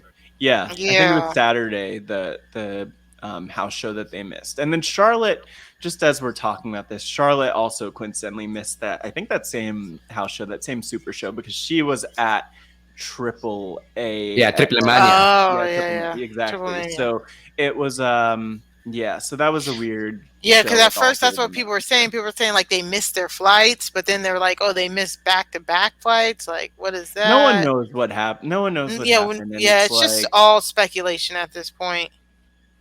yeah, yeah, I yeah. mean, Bianca's still been posting every day. Has she been sewing though? That's the question. Has she been She getting her did. She outfit showed. ready? She did. Oh, She gave a small besides. preview of what the outfit was going to look like, but that was a few days ago. So, and, I mean, full transparency, we're recording on a Wednesday to get this out as soon as possible. So, Yeah. I guess we might see what happens on SmackDown when it comes to this. But I mean, all of that stuff aside, no matter what, like Matt said, at some point this is gonna happen. So I'm really excited for Sasha versus Bianca 2. I want Bianca to win, even though I'm wearing my Sure. Sasha Wale Oh, Mania are shirt. you really? Yeah. Um. Yeah, I love Sasha, and heel Sasha is like You literally the do? What? best You love iteration. Sasha? I know it's You're a Sasha fan? what What? yeah. That, I like this run that Bianca is on. It is like the booking of a really good babyface champion, like especially a women's babyface champion. I feel like this is that we haven't had something to this point, like babyface wise, since Becky as the man. You know what I'm saying? Like for real. It's the heel champion Sasha Bailey as heel champions. Duh, they carried last year, but like a really good sure. babyface women's champion. I feel like this is the first time we've had it since Becky. I would say that's a pretty low bar though, because I mean Becky, like who was after Becky? Asuka was after Becky, really. Yeah. But even then, like thinking of both brands, yeah, I think that's a great point. And I wouldn't have thought that comparison because Becky's in her own lane, but that's right. Hmm. I think the thing that's great about Bianca is that the character makes sense. The Makes character so much feels like a sense. real human, Hmm. and also is someone who's able to just like knock everything out of the park and great to root for. So yeah, it's been a while, which is kind of sad that I mean, that's saying it's it's been also since better than Becky. Sasha Banks as when she was the face champion before WrestleMania. I would say that. Oh, that yeah, she was champ. She was a Hmm. face, wasn't There she? you go. Sasha's never a face. Who are we kidding? Even when she's a face, it's like Sasha, stop playing. Yeah, Stan, just ask jump Corey in here. Graves. Yeah, Okay, yeah. I'm gonna buck the trend here, and I'm gonna say that I want heel Sasha to be the champion here. And Okay. here's why. If Bianca beats Sasha at SummerSlam or whenever their match takes place, what happens next? Who are you gonna build up True. next? Who's the next big villain on SmackDown to go after Bianca? Nobody. Heel Nobody. Sasha as champion opens up the possibilities for, say, a Liv Morgan, Natty when she heals up, Tamina, Hmm. whoever else they want to, Tony Storm, who hasn't debuted on SmackDown yet, but who they've promoted through these vignettes, right? They can build Yeah. all these women up, or they can make Bianca sympathetic once again. My issue with Bianca as a powerful women's champion who's a babyface is that at some point, she's going to get stale. She's going to be like Super Cena, where, I'm so tired of Bianca Mhm. retaining again. Bianca wins, lol. And to avoid that, we might as well pull the rug from underneath her now and make her sympathetic, eat a loss, and then have her come all the way back up and start that redemption arc. Wait, That's interesting. did I say? I don't know if I honestly don't know what I think will happen in this match. Because Yeah. It's hard to call. I agree with you, Stan, on that one. Like that would make a lot of sense, or at least like continue the thread where Sasha gets that shot where she gets the championship again. Because I do think, I mean, nothing better than a heel Sasha Banks. We love a heel Sasha. So a good spicy Sasha. They should start calling her Spicy. that. The Hmm. spicy boss Sasha Banks. This is why I don't win Crater Rapsler ever. This is exactly why. Yeah, but I mean, I'm with you on that. I agree. Like, Yeah. it would be nice to see Sasha with the championship at some point, or like just a messy finish where Sasha gets that shot again soon, so she could take the championship. Yeah. Yeah. I mean, they can go any way with this, and I feel like they can figure out a way to do it again. Honestly, if they wanted to, if Bianca retains. But either way, I just love Bianca's character. I just love when we have a Mhm. fighting babyface champion. All right. So I mean, those are. I feel like those are the four main events, really, and those are what we really had the meat and potatoes on. Wait, Alexa Bliss versus Doudrop isn't in the main event? What? What? Oh, sorry, With Alexa Bliss versus Eva Stan, Marie, I Stan, meant. Stan, Yeah. Stan, no, Oh, don't. right. No. I mean, it could be. Hey, that's No, money to me, please not. man. I Well, mean, okay. it's funny because it could. I mean, if you look at this year, it could have been. We'll get to that match, but Right.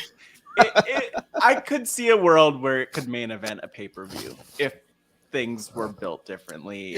That's weird things to think about. We'll get there though, because I'm it's one playing. of the I'm last matches we'll talk about. So next we have Edge versus Seth Rollins. I mean, this is just gonna be a great match. This build up has been really good, really solid, really spicy to take Matt's word. But like I mean, this is a dream match. It really is. It's a dream match with a lot of aggression behind it, and it's just gonna be good wrestling. Good wrestling. Yeah, good wrestling. We love that. But you know what? I'm excited for this. I don't know why. I don't. Why you Uh, sound so apprehensive? I am because I am apprehensive right now because I can't put my finger on it, but there's something about the Seth Edge And actually, you know what? I'm gonna expand this to Seth. Maybe I'm just not a Seth person. Maybe I'm just realizing this. You're I, like I literally realizing literally it in the right now moment. on the Yeah, in the podcast. exact moment, because there's something I don't know. I just don't. They're both amazing competitors. Edge, phenomenal. Mhm. Seth, phenomenal. But I don't know what it is that feels off to me about this feud. But maybe I think it's just Interesting. my issues with Seth. I don't know. I have to Wow. talk Well, with who someone are about you this. picking your childhood hero, Edge? Then? How dare you? I mean, I'm like, don't call me out for him being one of my childhood heroes. Like, yeah, it's true. Hey, there's no Yeah, shame in being an edgehead. I'm an edgehead I too. know. I mean, I'm an edgehead too. Aren't we It's all? just, you know what it is, honestly? It's probably a combination between like it's amazing that he's able to come back, but he is so much older than he was when he was able to compete 10 years ago before he had to initially retire. Again, Matt And versus time. Matt versus time. I'm winning. And, also, so that's part of it. And then, yeah, this will be a great match. We'll enjoy it. I should stop talking about. Well, who this do you one. pick? Who did you We'll pick? go with, Did you? we'll go with Edge. Edge needs Dang, to win. Matt. Edge really Wow. needs to win. Edge All needs right, to Stan. win. Yeah. So Stan has yeah, some great takes. I'm an edge mark, and Yeah. I just love the fact that 7 years ago, right, they had that interaction at SummerSlam or whenever it was, where Seth Yeah. basically threatened to kill Edge, Yes. and now we're getting the payoff to that at SummerSlam. The fact that we're saying these things just blows my little mind, right? And Yeah. I have a personal Edge story that I want to share with you guys. So Please. when I was in Brooklyn for Takeover, I was walking in towards the side entrance of the Barclays Center with my head down because it was cold as hell. And the friends I was with were like, Stan, that was Edge. Edge just walked past us. And I was like, no, you're fucking with me. And they're like, no, dude, that was Edge. So they pointed him out. And right then and there, I dropped everything I had. I dropped my friends and I ran as fast as I could towards Edge. And I got his Wow. attention, asked to take a quick photo with him. And I did. My hand was shaking and I was just in tears because that, like Matt, Edge is my guy. So the fact that experience happened, and then we're getting, we got Edge back in 2020. Edge came back from another triceps injury. Man, I just can't not root for anything he's doing in the ring now. So I don't even care if Edge loses at SummerSlam, because Seth Rollins, theoretically, as the younger guy, he's the one that you have to build up. He's the one that, you have to get him that credibility after he beats a legit Hall of Famer in Edge. So I'm just really happy with the way that they built this storyline. The build up really hit all the right notes. And I think that this is probably the match to watch this Saturday. The show stealer. Yeah. You actually just pointed out something that kind of, maybe this is my hesitation about this match. I wish that Edge were against someone who was like, because Seth Rollins is a veteran too. He's a veteran at what he's doing. Sure. And even though he is the younger guy, like you were saying, I think what I would love, and this applies to the Edge run in general, is like put him with people who are really young, who could really use that growth. And actually, I kind of felt this way. Wow, you guys are great.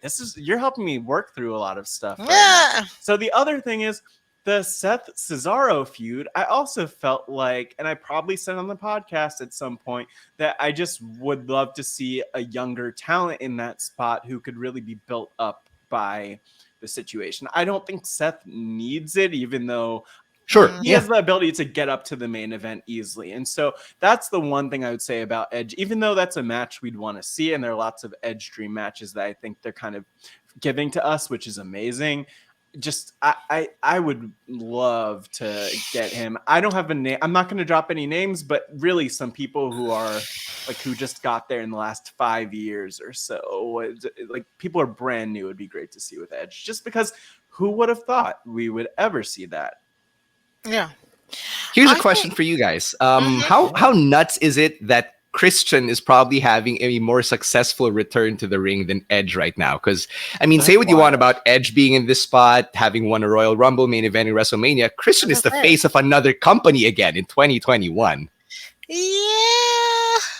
Don't do that, Mari. I Yes, mean, A world championship is a world I was actually championship. gonna say he's I the face didn't do of it. That one was company, the and AEW commentators buried that belt way more than I could. So they wow, did. I wouldn't say Mari. that. I wouldn't say that. Mari, what I else do you have to say about AEW? While I'm gonna no. I'm gonna I'm record saying just to make sure that we. like. It's I'm live. saying They can they really- made sure to every so often during that match talk about how the AEW championship was the crown jewel, and Yeah, they that's didn't the need to more do that. important one. That's the real championship. That came out of their mouths, not mine. I Sure. didn't say anything about the Impact Yeah. Championship, But I'm but just saying Christian is the face of a company right now. Edge true. isn't. So I'm gonna I mean, give Christian some points. yeah, I mean, give him some points. Give him those points. That's fine. He's amazing. And But you I know what? think I just want I think like part of it too with Christian is that it's so fresh because we had that massive, I think 7 years that he was out of action, and then we got him back at the Royal Rumble, which was a thing, and then now we have him at AEW. Honestly, I guess we were talking about this last week. The run in AEW hasn't really been so hot until like the last couple of weeks, Matt, yeah. really, and now he's champion, Impact champion. So it's just different. But Christian is I like your question and point there, Stan, because it's a conversation you could have, which is pretty impressive. And like, who's doing better? Who's hotter, Christian or Edge? And we're provoking people. Yeah. are. Provocative. It keeps the people going. Gets the people Yes. going. Yeah. I guess I'm gonna go with Seth because Stan made some great points here, and Seth I guess does need the win. I mean, I Who don't needs know. it though? Because I I think just feel like they I've seen a both lot of kind of Edge need getting it. slapped around Yeah, they both kind of this need year. it, so it's weird. But I'm like Stan said, I think it's gonna be a great match. Speaking of Nevertheless. AEW, I think what they should do with Seth and Edge is just have them like go from being enemies to being partners, and then they could do what Jericho and MJF did with the whole musical. That's what I want for these two. Like who's got the better Viking. man bun, and they're just gonna be like the man bun brothers or whatever. Yeah, send all complaints to @Mari talks too much. Don't send none of those to me. You'll get a scathing retort. Okay. Next, and I don't know. I'm probably going to be brief about this one. The SmackDown Tag Team Championship. The Usos are the champions versus the Mysterios. So the Mysterios have been trying to regain their titles since like I don't know when I feel like they lost the titles. What was it? Right before Money in the Bank. At Money in the Bank. or at Money in Yeah. the Bank? Okay, It was the pre-show, it was a pre-show. which is actually really. It's a choice, is what I'll say. This is where I would definitely say again the feud teams backwards because I think the Usos had only fought the Mysterios at that point like once before they took the championships off of them, and then ever since then we've been getting some sort of amalgamation of one of the Mysterios versus the Usos, one of the Usos versus the Mysterios. They've also been telling this story about Dominic being unprepared and making rookie mistakes, and Ray trying to coach him up about that, and it's very interesting, that storyline. But honestly, with the Usos being the champions, I mean, I get it, you want your baby faces to chase, but it just I don't know, I feel like it takes the wind out of the sail of the feud because I just don't believe that the Mysterios are going to win. I mean, for me, if I'm going to go full swerve booking, what I would do is I would have Dominic turn on Ray. I mean, aren't we all just kind of waiting for that or want that to happen? What? You have, they lose. Maybe Dominic turns on Ray, be like, this wasn't my fault. Now it was your fault, old man, something like that. And I want they kept doing all of these promos where Ray would say something and Dominic would be like, yeah, my dad was right. And he would stutter a little bit. And I was like, and I was watching him and I'm like, Dominic seems younger here than he did when he debuted like 2 years ago. Like, how is this possible?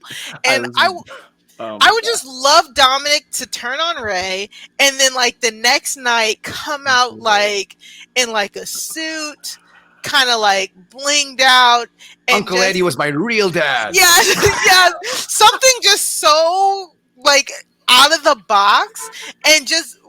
I've been wanting a second generation, third generation, or whatever superstar to come out and actually own the nepotism. Like Charlotte Flair does not own the nepotism. She totally does.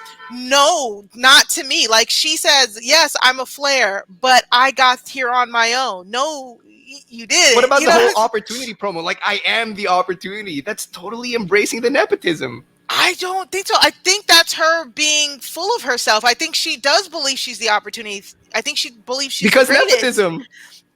I don't think she embraces the nepotism. I not enough for me. I feel like she's too much like I got here in spite of my last name. Yes, I'm a Flair, but I worked hard and to become the greatest of all time. Like I feel like she's always trying to shake it while embracing the last name. Because I agree, she embraces it, but I don't think she's always trying to be like, no, I did this, you know? So I want somebody to be like, no, I got in here because my daddy got me in here. I want like stupid spoiled brat, you know, and I think Dominic would be perfect. You know, throw Simone Johnson in there because they're both young, and then just like have them, you know, her escort him to the ring, and they just be like spoiled rich kids. That would be so cool. Give them like an influencer gimmick. You know, I love to do influencer gimmicks on the RHAPsler. Like that's what I want to see. We won't get anything like that. I think we get the Mysterios losing. I don't think we get a turn here at any point. But I'm sorry. I said I'm going to be brief with that, and I just went on a whole tangent. No, and you know what, Mari? How dare you disrespect the sanctity of the American family? American values which define the nuclear family. We have seen Dominic Mysterio and Rey Mysterio. The nuclear family is a tool of the patriarchy. I mean, probably. Look, I'm cutting me off because I didn't have much else to that bit. But you know what? I will say, I don't want to see a child beat up his father in this case, just because, like, you know, I do feel like, I don't know. I like Rey fought so hard to keep Dominic about 15 years ago and oh my God, 20 years ago, yeah, like almost about 16 or 17 years ago, I guess, at this point. And you know what? I think that Dominic shouldn't be able to leave his father because, like, Rey won him. He won his. Jeez Louise. Stan. Where's my I'm Your Poppy shirt? Oh my gosh. So my I'm Your Poppy shirt's in a different room. I should have whipped it out for this one. So, okay, I love what Mari said about how we haven't really gotten a whole lot of like second gen or third gen wrestlers just flexing their privilege, right? I mean, we kind of got it from Legacy back in the day, right? When you had a young Cody, a young Ted DiBiase, Randy Orton, and Manu. We also kind of had it with Jason Jordan. Remember when they were pushing him as Kurt Angle's son? So we had bits and pieces of it. Yes, that's what we had were it with getting right before he got injured. He was as Vince's son. No, we're gonna pretend that didn't happen. Exactly. So that's exactly it, Stan. Thank you for reminding me because I was so excited where that Jason Jordan storyline was going, and then he got injured, and now I'm upset all over again. But like with the Mysterios, they're too pure for me. Like I don't want to see them break up, which is why if they do break up, I think it would give me feelings. I think it would be effective. But I don't know how I feel about splitting them up right now when the SmackDown tag team division is so shallow. Like after the Mysterios, who do you have? You have the Street Profits, you have the Alpha Academy, the Dirty Dogs, and that's really it. That is it. Yeah. Yeah. So I don't know. I'd like to see some other tag teams come up before you split up Rey and Dominic for good. I mean, I like that they're planting the seeds now because it is kind of natural to be this young guy who gets so full of yourself, right? Like, yeah, Dad, I'm in the big leagues now. I don't need your advice. Go F off or whatever. Like, go retire or whatever, right? The story writes itself. SummerSlam 2005, you guys alluded to it, right? Rey won custody of Dominic so he can build off that history. And have another ladder match. I think Rey and Dominic can still throw down with ladders in there at next year's SummerSlam. Maybe set it up for then. I love a good ladder match. You need a Guerrero in there too. Well, they're all in They're AEW all right now. busy. Yeah, I know. Yeah, I was gonna say Every single one of them. Yeah. Every single one's with the other company. So Yeah. yeah, So yeah. Stan, who do you have winning? I think the Usos have to retain here. They just won Yeah. the titles last month. You want the bloodline looking like they're all badass champions, even though they're heels. That's part of the shtick. So I don't see a world where the Mysterios win back the titles for now. If anything, having them lose sows even more dissent among the ranks. Yeah, I agree with that. I would I would love no, not me about the fantasy book again. No, let's not do that. Yeah. Um That's where it's like it turns into a 5-hour podcast. It's a slippery slope. Exactly. It is. Yeah. It really is. Because I feel like the spotlight on the bloodline has been. Is that what it is with this John Cena feud? Like it feels like the bloodline has been put on the back burner. Yep. Well, That's I what think so too. Stan. Yeah. Yeah, I think that's what you alluded to, Stan, and that's what I want them to get a woman. Come on, give it. Bring to Tamina me. back in. Right, Tamina, Naomi, Nia. There Yeah. are just so many options here. But Tamina, really, because You've got the history. Tamina You know what? No, isn't no, even part Tamina- of the actual bloodline. I But she don't brought the have Usos in back access- in the day. That's No. true. I forgot about this that. isn't right. The thing is, I don't have people's 23andMe results. I don't know who's actually related. I'm not Maury Povich doing DNA tests. Like, this is not my bag. So who am I to say who's related and who's not related? I just have to trust WWE and Oh God. their testing. No, their but can you genetic buy a heel Naomi though? I would say that she's kind of up there No. alongside Ray, where she's too pure to be a heel. Mari could buy anything, Naomi. Very true. Team Bad Naomi literally like rocked my world in like 20, She was a badass. 2016. I guess Honestly.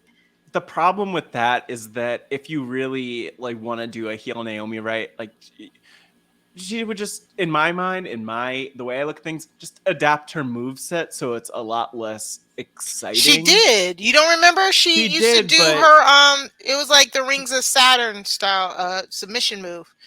If I remember correctly. She was good. She was a heel. I remember. I got heel vibes. She from called her it the back then. Slayo mission. Slayo Oh. mission. Slayo That's mission. she needs to work on the I love name. how you remember that because I totally forgot Really? about Both that. of y'all? Yes. Because I didn't even know. I I'm didn't dead even know. dead ass Naomi Team Bad. Like again, that was right around the time I was really getting back into wrestling. So the women's revolution. Like I love the gang warfare. I love Team Bad. I famously went to again that Raw after SummerSlam and was pissed because there's no Team Bad merch. So that her run there really like imprinted on me. So I love, she did adapt her moves. She adapted her moves. She did submissions. She did a lot of more of her kicks, not as, the crowd pleasing. So I think Naomi could be a heel. The difference is now it would definitely have to be, I think it might have to be a turn. Like it might really have to be a progression. You have to get that, you know what I'm saying? It has to be a logical progression. She couldn't just traipse on out with the Usos and be like, now I'm bad, So Yeah. She can do sorry, whatever she that was wants, me actually. talking You about. know I what? love I don't Naomi. even care. Yeah, I just want her on my TV. I want Come her on to the on my TV. YouTube. I want her on my TV. I want it all. And you know what? I still refuse to get my hopes up. About Hey, know. here's an idea. Turn Naomi heel, have her align with Roman and the rest of the family, then have her go up against babyface Bianca. Yeah, exactly. Boom. I There would you love have it. all of that. Oh, They oh. they asked Roman about that. They asked Roman if Naomi could join the bloodline. He said, yeah, we could find something for her. And, Any stable where you have a bunch of badasses and a woman in there, that's good to me, Yeah. Like not to make it about my own career, but like I was pushing backstage back when we were doing our shows to have a woman join our stable because like that was the one thing I wanted before the pandemic happened. oh man, Yeah, but you know exactly. It what? always just an extra twist. I love That's it. always the thing. That's always the thing that we want and don't have. And like, because I Well, even Hit remember Row. back to Hit Row is a great Hit example. Row. And I'm gonna mention Evolution because I remember I used to get the WWE magazines as a kid, and I remember they were talking about like Stacy Keibler as the Evolution member because there was a I thing did that they hear were that. teasing at the time with Randy Orton. So she was like on the periphery, but they never brought her in officially. But I do think it's interesting. I wish they had like that signature woman or couple of women in the faction. Naomi Right and to Tina would be censor. great. Sanity, That was right? Nikki I, great. Cross was part of Sanity. Sanity. That They was need to really do it good. more. They need to They do it need Yeah, to more. as much. absolutely. Ivory. Whew, I loved Ivory and Right to Icon. Censor. What an So icon. good. Bring her back. Please, please, please. Okay, so next we have the United States Championship match. Sheamus versus Damian Priest. So good build up to this match. Very weird with all this Miz, the underlying current of Miz's injury. Also with maybe like Yeah. Miz and John Morrison, like a tease of them splitting up a little bit. Either way, I think Damian Priest has done a great job of dealing with all the wackiness that is the Miz and John Morrison, and has come out of it with people not only like really behind him, like really, really behind him, a really good baby face. He got the rub from Bad Bunny, and I want to see him beat Sheamus, even though Sheamus again is doing great work. Sheamus is doing great work as the United States champion. I Mm. love a good fake face mask protector thing. So I wouldn't even mind if this is a series of matches. I mean, we've seen series of matches, but you know what I'm saying? Like if I want Damian Priest to win. Stan. I'm with you there. I want Damian Priest to win. I think it's time for a change with Sheamus. I mean, I dig the whole Yeah. Rip Hamilton vibe he's got going on with the face mask. You know, Yeah. I was a fan of those Pistons, so I'm all into it. But I need to see Damian Priest prove everybody who says that if you hire somebody who's over 30 from the Indies, they're probably not going to be a star, right? Like we've heard that chatter. Mm. Damian Priest was signed at 38, and I think he's one of Oh those guys wow. who I did not really know that. he's like 39 at this point. So, you know, I want to see Damian Priest succeed and prove that you don't have to have these hard limits as the rumors and innuendo dictate. You know, Damian Priest is an absolute star. I think that he's really proof that the NXT system as it is, it works. And I want to see him prove the haters wrong wherever they may be coming from. He does not look that old to me. I mean, that's not old, but I would not have guessed 39. Yeah. But yeah, like chat me up, Stan C. What do you think Damian Priest's ceiling is? That's a good question. So right now, I wouldn't be surprised if he stays in the upper mid card for the next 2 years. That's it for now. I wouldn't go out on a limb and say he's a future world champion yet, just because we haven't really seen a whole lot of what he can do on the mic. But as a babyface, man, he's got the charisma. You're right, Mari, when you said that Bad Bunny really put him over huge. That did wonders for his career. And I want to see him try to scratch the surface of being that Latino breakthrough star, you know, kind of like what they wanted Alberto Del Rio to be, even though that didn't work out. What they had in Rey Mysterio in the 2000s, right? What they had in Andrade. What they had in okay, had Damian in Priest speaks English. That's what Andrade doesn't have going well for him, right? And you know, I'm gonna be frank. Angel Garza is not on the same levels in terms of physical stature as Damian Priest. No. So true. Right? So I think Damian Priest is the next big Latino hope. So that there, I guess that's that's what I go out on a limb and say. He's that guy. I mean, there's a reason that they put him with Bad Bunny. Absolutely. And I don't know. That's all. That's it. You Who know, trained Bad Bunny? The Damian reason is Priest I trained don't Bad know, Bunny. Yeah. But it says a lot that they put him with Bad Bunny. Exactly. It does. Bad Bunny doesn't do those Canadian destroyers without Damian Priest teaching him at the Performance Center. Exactly. Stop. You know what? Bring Bad Bunny back. He can be the next. Yes, big please. Star. Let's do it. Yes, let's do it. Matt, so you agree, Damian Priest here? I felt like you just did that Mean Girls line to me. Like, so you agree? You think? Oh, so you agree? Damian Priest needs to win. Yeah, I would give this to Damian Priest. It's strange because they have done a good job building this, so I would give it to Damian Priest. I think I could see Sheamus losing it without it being a big problem. I all Not the at all. stuff with the Miz and John Morrison, I feel like it's so convoluted. Like I'm like, what's It going is. on? Why are they part of this? And like, we're also not even like really seeing like the Miz and John Morrison together with Sheamus. So it just feels like two different And then storylines at once. Ricochet was in there for a hot minute for like a Yeah. week and a half. So Yeah, but I think they've built it enough to the point where like Damian Priest could win and it would make sense and it would feel good. And I don't know what it is, but I get the sense that they're just looking to like they want to get him over and give him stuff. And I think that this is his first stuff because he hasn't had a his championship first yet, stuff. right? No, had a he hasn't. championship. Not Yeah, even he the hasn't. 24/7 championship. Yeah, not on the Yeah. main roster. No. No. Mhm. Yeah. I think that a Damian Priest win could open up the possibility of like a three-way feud between him, Miz, and Morrison. Because the way things are now with Miz and Morrison, you're right, it is a bit convoluted, but I Yeah. also think there isn't a clear-cut babyface yet. I mean, maybe it's John Morrison because he's the one who feels that, he's been lied to, but Jomo hasn't exactly been clean on his own, right? Like, we've seen Right. all of the stuff he's been involved in, him screwing over Damian Priest every chance he could get. So once they flesh out that story, they can easily plug it into the Damian Priest storyline, and then boom, you have a three-way over the United States Championship. Is nobody gonna give me a ladder match at any point? Like, what happened to a title belt? You're getting it hanging next year, above- Ray versus Dominic. Yeah, you're getting that next. We I have to mean, wait. we had Money in the Bank, I guess, but still. No, you're getting it in December for TLC.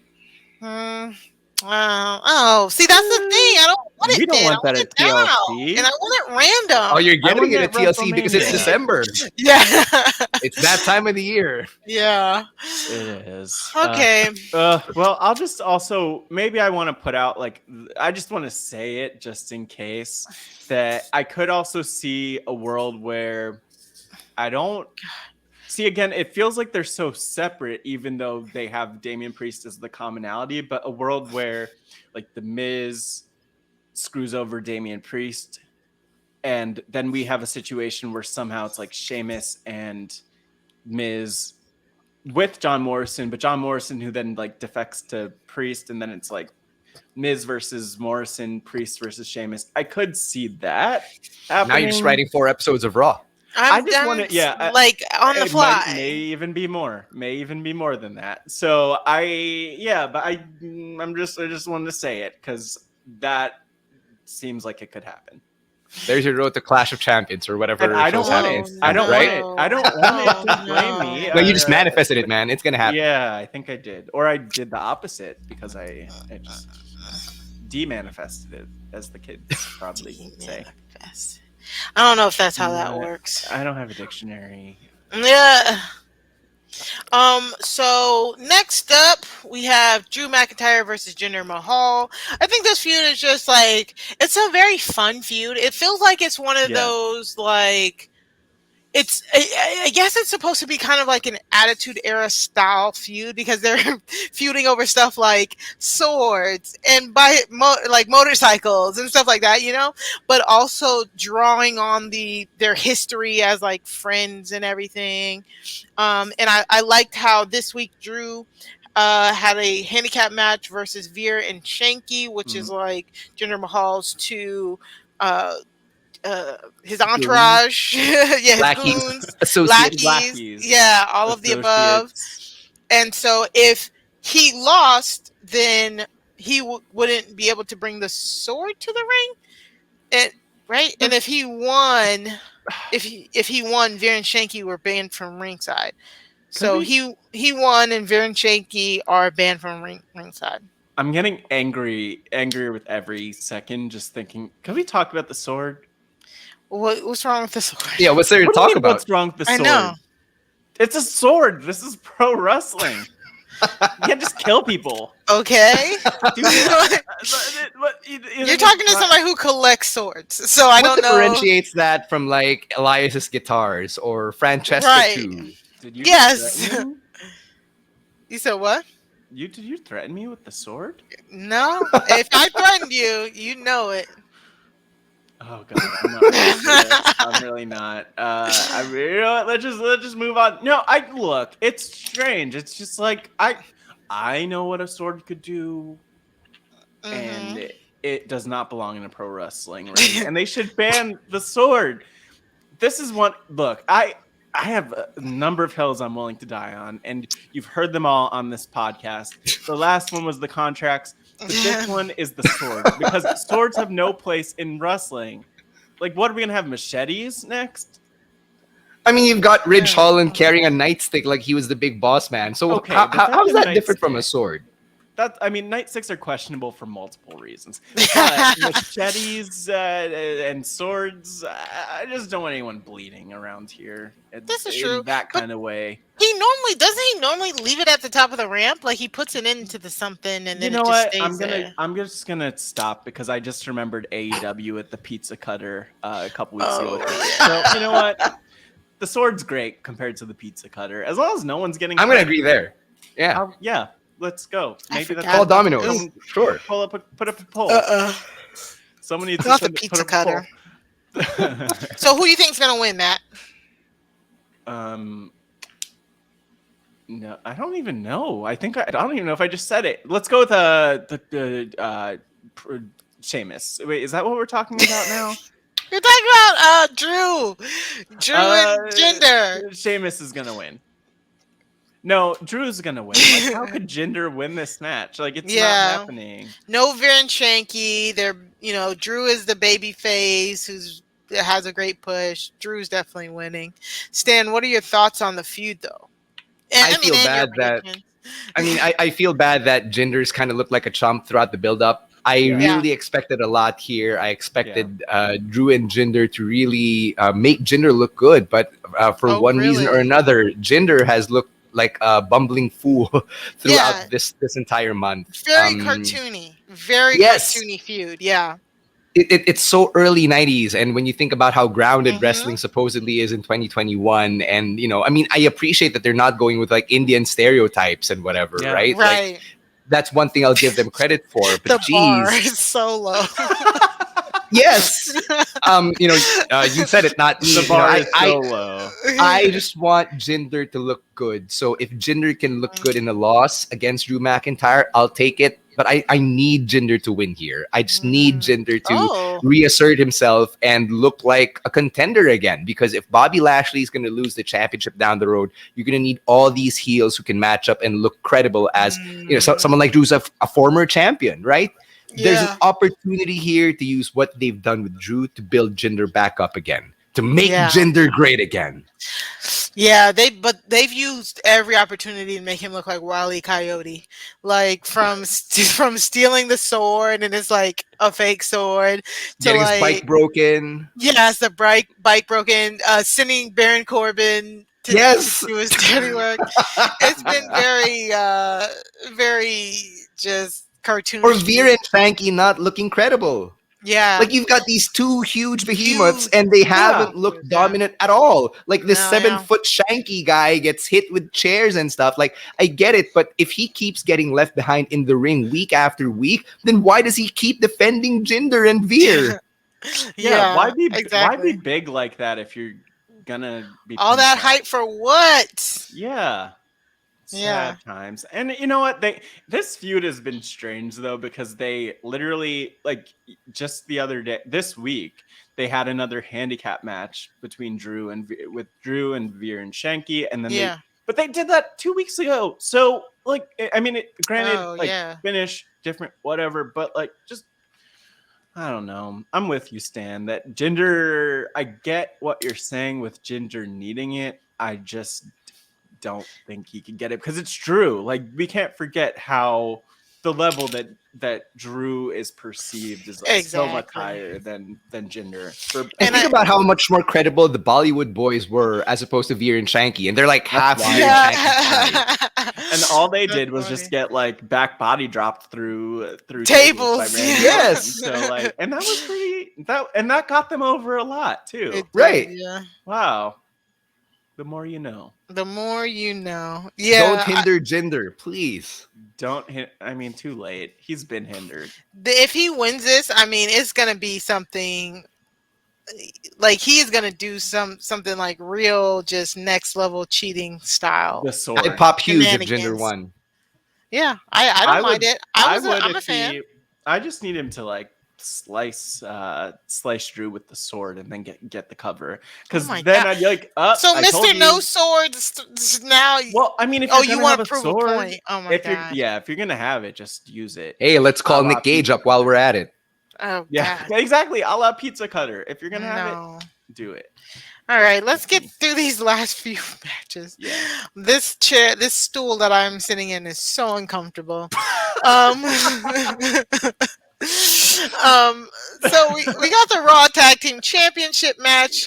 It's AJ Styles and Omos. They are the champions versus Randy Orton and Riddle. So this was interesting on Raw. I didn't. But this Oh, was a wait, lot like you called we. it. Somebody called it. Did you call it No, last week? I Grace don't know. called it last week. All I Grace know called is it. that we've talked about this concept a lot because late in the context of Dakota Kai and Raquel Gonzalez, we were talking about if Mari kicked me in the face, Yeah, I would come back to her, and that's I so would. true. And Yep, clearly, the same goes for Riddle. If Riddle. Hmm. which is like it all makes sense for the It characters does. involved, and I like that about this feud, even though I'm not like particularly Invested. excited about anyone involved with it. I like what they're Exactly. Why? doing. This I is the like what best they're feud doing. on Raw right now. Is Like, I'm not it? even kidding. Yes. Yeah, you know what? I'm with you. I What? agree, but that's not saying a lot.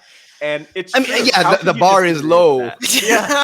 The bar is low, but come on, this is clearly No, the you're best right. story Raw's been telling. Like, You're right. I've been You're hooked right. on this I mean, since it's the Randy story, Orton and Riddle yes. started interacting, just because it's so True. dumb. It's It so dumb, but it's so good. it is really good. And It's alright.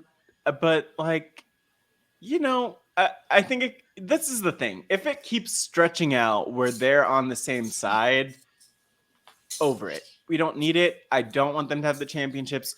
How are they? I mean, just to put the prediction out there, Randy Orton and Riddle are going to win the championships, right? Yeah, Like, I how agree. is Yeah, that not going to happen? Yeah. it's your Which. typical odd couple Mhm, storyline. mhm. Yeah. And Yeah. I'm just, yeah, Randy Orton. So last week we talked about Randy Orton RKO'd Riddle. This week Riddle, they came back, like he saved Randy Orton. He saved him, yeah, from an AJ Styles and Omos beatdown. Randy Orton then agreed to reunite with RK Bro, and then they are going to be, in this match. So they win the championships. We get another odd couple pairing. Like Matt says, how long does this go? Like, how long does this go when we've already kind of seen Randy do the turn? So I don't know. Stan, do you know how long this will go? So remember when Daniel Bryan and Kane formed Team Hell No? We didn't Of know it would course, Yeah. last long, but they were champions that's for true. over a year. So they Jesus. were Wow. able to Well, stretch that storyline, if you remember that. And Yeah. wow. with Randy Orton and Riddle, I find it just hilarious because of how goofy Riddle is, right? Hmm. But if you want to put on your super serious and take wrestling too seriously hat on, you'll be like, they're displaying the hallmarks of a toxic relationship. Because Oh, clearly Yeah. one that is party very true. is beating down on the other and the other keeps coming back. But Yeah. if you're going to take Mm. that and put that aside for a bit, I just appreciate how funny Randy Orton and Riddle are. Like, Randy Orton's the straight guy to Riddle being the foil, just being all over the place. And AJ and Mhm. Omos, who've been champions since WrestleMania, I think Oof. it's time for them to move on to a different story as well. So if Agreed. you Mhm. have Randy Orton and Riddle win at SummerSlam, it opens the door for another challenger. And whether or not this tag team between with RK Bro lasts longer than a month, I'd like to see it through at least, because to be fair to all the parties involved, they did sow the seeds over the last 2-3 months. I'm Yeah, going to give them yeah, it credit for has that. been a while. Yeah, I agree. I agree. It is a good story being told. Uh, I just, I don't like the players, but I agree. I think RK Bro will win here, and we'll see what's next for them. I mean, the tag team division literally is abysmal on Raw, so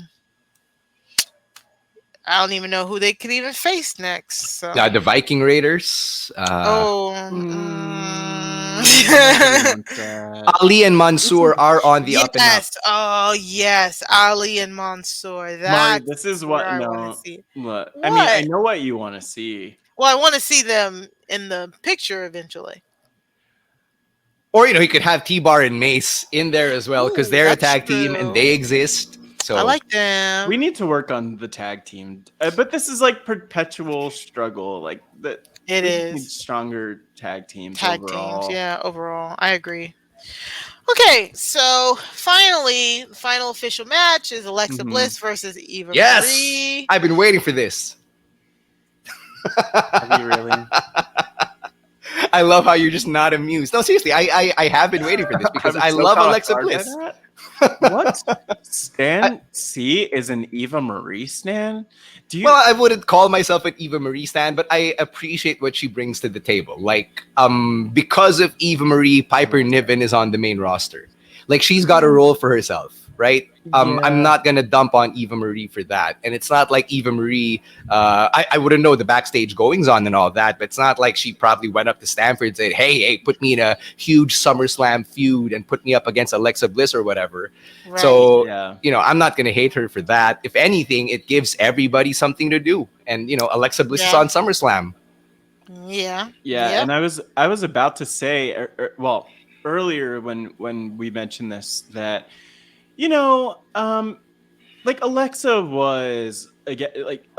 was the main event earlier this year with a lot of different segments and things going on, and Mhm. again, it wouldn't be ridiculous to have Alexa in the main event if the cards were, if the cards were whatever the card should be, if it's the right thing. Blink, it's a long podcast, long day. But if the cards did the card thing, then Alexa could have been the main event here. Eva Marie could have been brought back as some kind of strong, viable competitor, a force against Alexa's evilness. I don't know, wild to Mhm. think. But I just I want a 5-star match from Eva Marie one day. This is what I want and I want people to start talking about it so that she knows that this is a challenge. I want her to I know it's wrestling. It's doable. She could have a 5-star match, Mari. She could. Sasha Ronda could have a Rousey, 5-star Ronda match. Rousey could have a 4.9-star match. This means I don't know what her Ronda Rousey could have a 5-star match. This means that Eva Marie could have a 5-star match. Well, so we get Alexa Bliss moving versus on. Eva Marie. With the tension has been for months. We've gotten Eva and Dewdrop on the playground. We've gotten Lily tripping Eva Marie. We've gotten Lily winking. A lot of it's been on the playground. Yeah, way too much actually has been on the playground. I mean, the final thing we got this raw was Eva Marie slapping Dewdrop, like slapping the taste out of her mouth twice. Weird slaps. I don't know. Matt wants 5 stars out of somebody who people are pointing out has weird slaps. But anyways, Is that what people are talking about? Yes. I mean, she's not the best at acting, sure. Yes. And so, yeah, no, I can't. I think all this is it's breaking up Eva Marie and Dewdrop. Like that's Absolutely. what we're getting. That's the way to go. Yeah. But you know what? I just don't. I don't think I care. Like I'm not even. I feel bad saying it, but I'm really fascinated. Honestly, genuinely, I am really fascinated by Eva Marie as an in-ring competitor because I wonder, like, what is she actually capable of? But then I also think to myself, well, everyone has a role. Stan, you were talking about this. Like, Eva Marie has a role that she plays, and I think it's a good role for her. But quick question, Matt. Why do you think we haven't seen what she's capable of? Well, I think a big part of it is just the fact that that's not interesting. Like no one wants to see Eva Marie with a 3.5-star match. We want Eva Marie with a 5-star match. And she's not there yet. She's training though. The Eva Army. All right. All right. I I'm love how you sorry. just drank the evolution Kool-Aid. I mean, the whole gallon, cause So how? Ever since it that boggles my celebrity, mind. yeah, no, It boggles my mind that we live in a world where this scary, sexy little girl character who's which is possessed by a weird. demon is a Yikes. baby face because of Eva Marie. Think about that. Think Mm, about how that's Yeah. true. that whole trope has been subverted just because to WWE's credit, they are leaning hard on how the internet fans dislike Eva Marie, and they're Exactly. leaning hard on how she is the diva in the world of women superstars. So the fact that Eva plays the role she plays, I think, does say a lot about how they're writing her. I just wish that the story was less clunky, like Lily winking in the middle of a match. I don't think I need to see that. Yeah. Lily tripping Eva or Dewdrop or whoever, I think is pretty funny. Yeah. They could have probably been less clunky about the whole build up to it all. Is what I'm trying to say. I agree. I can definitely agree with You that. know what? Like an actual point though about this too. I think it's a massive missed opportunity that they haven't done a bunch of this in front of the crowds. Like you have the crowd back, and Mm. I mean, I get that there's like the supernatural element, but also they haven't really been doing the supernatural things between, Right. other than the wink and some of the no, but that's literally it. Like the wink and then Lily leaning, doing the Undertaker like sitting up kind of situation was a thing. But other than that, like Remember what they put did it with on the Shayna crowd. when they scared the crap out of Shayna? If they'd done Oh, that that to was Eva Marie, who's like way less threatening and is like your yeah, typical hot girl in a slasher film who gets killed that's first, amazing. right? That would have been great. Yeah, You're right, every Matt. she That has a was a missed spot. opportunity. She has a spot. But yeah, I'm just gonna again in the spirit of putting things out there. One day, and maybe like in a year, when Eva's had another year to train, I want her to turn face and have that 5-star match. And I'm gonna have like a counter for the like days, each day that goes by that we haven't seen that match. We have already talked about this way longer Too than I much. wanted Yeah, we need to. to go. We need to move on Um, to the next whatever but is next. I think I think we get an Alexa Bliss win Yeah. here, and a Mhm. Dewdrop Eva Yeah. breaking up. Yep. Okay. I mean, yeah, it's not going to be much of a match. Yep. There's, Yeah. that's it for the presumed card right now. There might be other possible matches. Maybe like Baron Corbin Baron sneaks in there somewhere. A Yeah, sad Baron Corbin I was gonna say versus Finn. there's so many options. I wonder what's gonna happen with him and Big E, if there will be a Big E Oh Baron match. snap! Yes. And then Mm-hmm. before that, there was some stuff with Finn, so that's a possibility. But Yeah, Big E and Baron Corbin. That'd be cool. who knows? Yeah, maybe he tries to cash in. Maybe Corbin tries to cash in on Lashley and Goldberg. The ref is like, it's not yours. Big E comes out, snatches the briefcase from him, and the ref is like, he's like, yeah. And then he decides to cash Oh my god, please no. Oh I'm really no. liking sad Baron Oh Corbin. no. Yeah. I love He's Big great. E.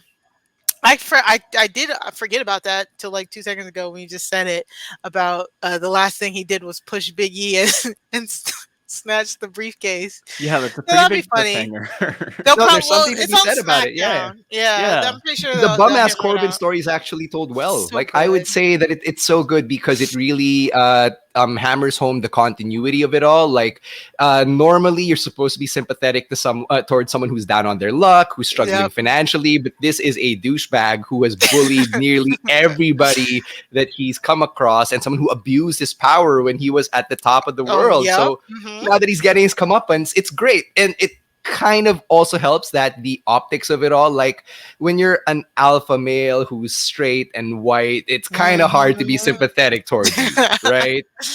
Great point, Stan. Yeah, Yeah. agreed. And he had, I mean, like Baron Corbin, I think we were talking about this on the last episode with Grace, just about Baron being like this guy coming from the NFL. I think, I don't know how Mhm. much he was. I have to look into his NFL career. That's a whole Yeah, he other was there for a story. couple seasons. Yeah. Okay, so Big Money Baron here, with his bike and his like, yeah, there's just a lot there where I think there's also some like good things to reference where like he has, yeah, there's a lot to say about Baron. Great stuff. We love it. I also feel like we have no clue if he's even going to compete. So I'm going to stop myself from fantasy booking and Or maybe speculating there's a too much segment. about You that. know, he just goes out there, gets his ass beaten. Yeah, that would be Oh, nice. We he do like a was good pay-per-view segment, just a random segment that's not a match. him and Pat McAfee were roommates when they were both on the Colts. Oh, What? That's They were pretty on the cool. Colts together? They were on the Colts together. see, that makes it funnier when Pat McAfee calls him bum ass Corbin. Yeah, it They does. actually have some personal history. That's hilarious. That's great. So Yeah. strange. That's awesome. But Yeah. yeah, I like it. I like everything he's doing. Of course, a shout out to Pat McAfee, who's amazing right now. He is a Um, national treasure. oh my Yes. god, the best. But that's it for the highlights of the pay per view. That is it for our pay per view, our SummerSlam pay per view preview. Thank you so much, Stan, for being Yeah. here. Again, the timing is not optimal for me. Period. Not you, but just It's not the you. it's It's me. you. Yeah. Yeah. But we have to have you back on again. Thank you for Yeah. spending your morning with us while it's nighttime over Yeah. here. And we would hope you could come on again if in the future. So where can the people find you, Stan?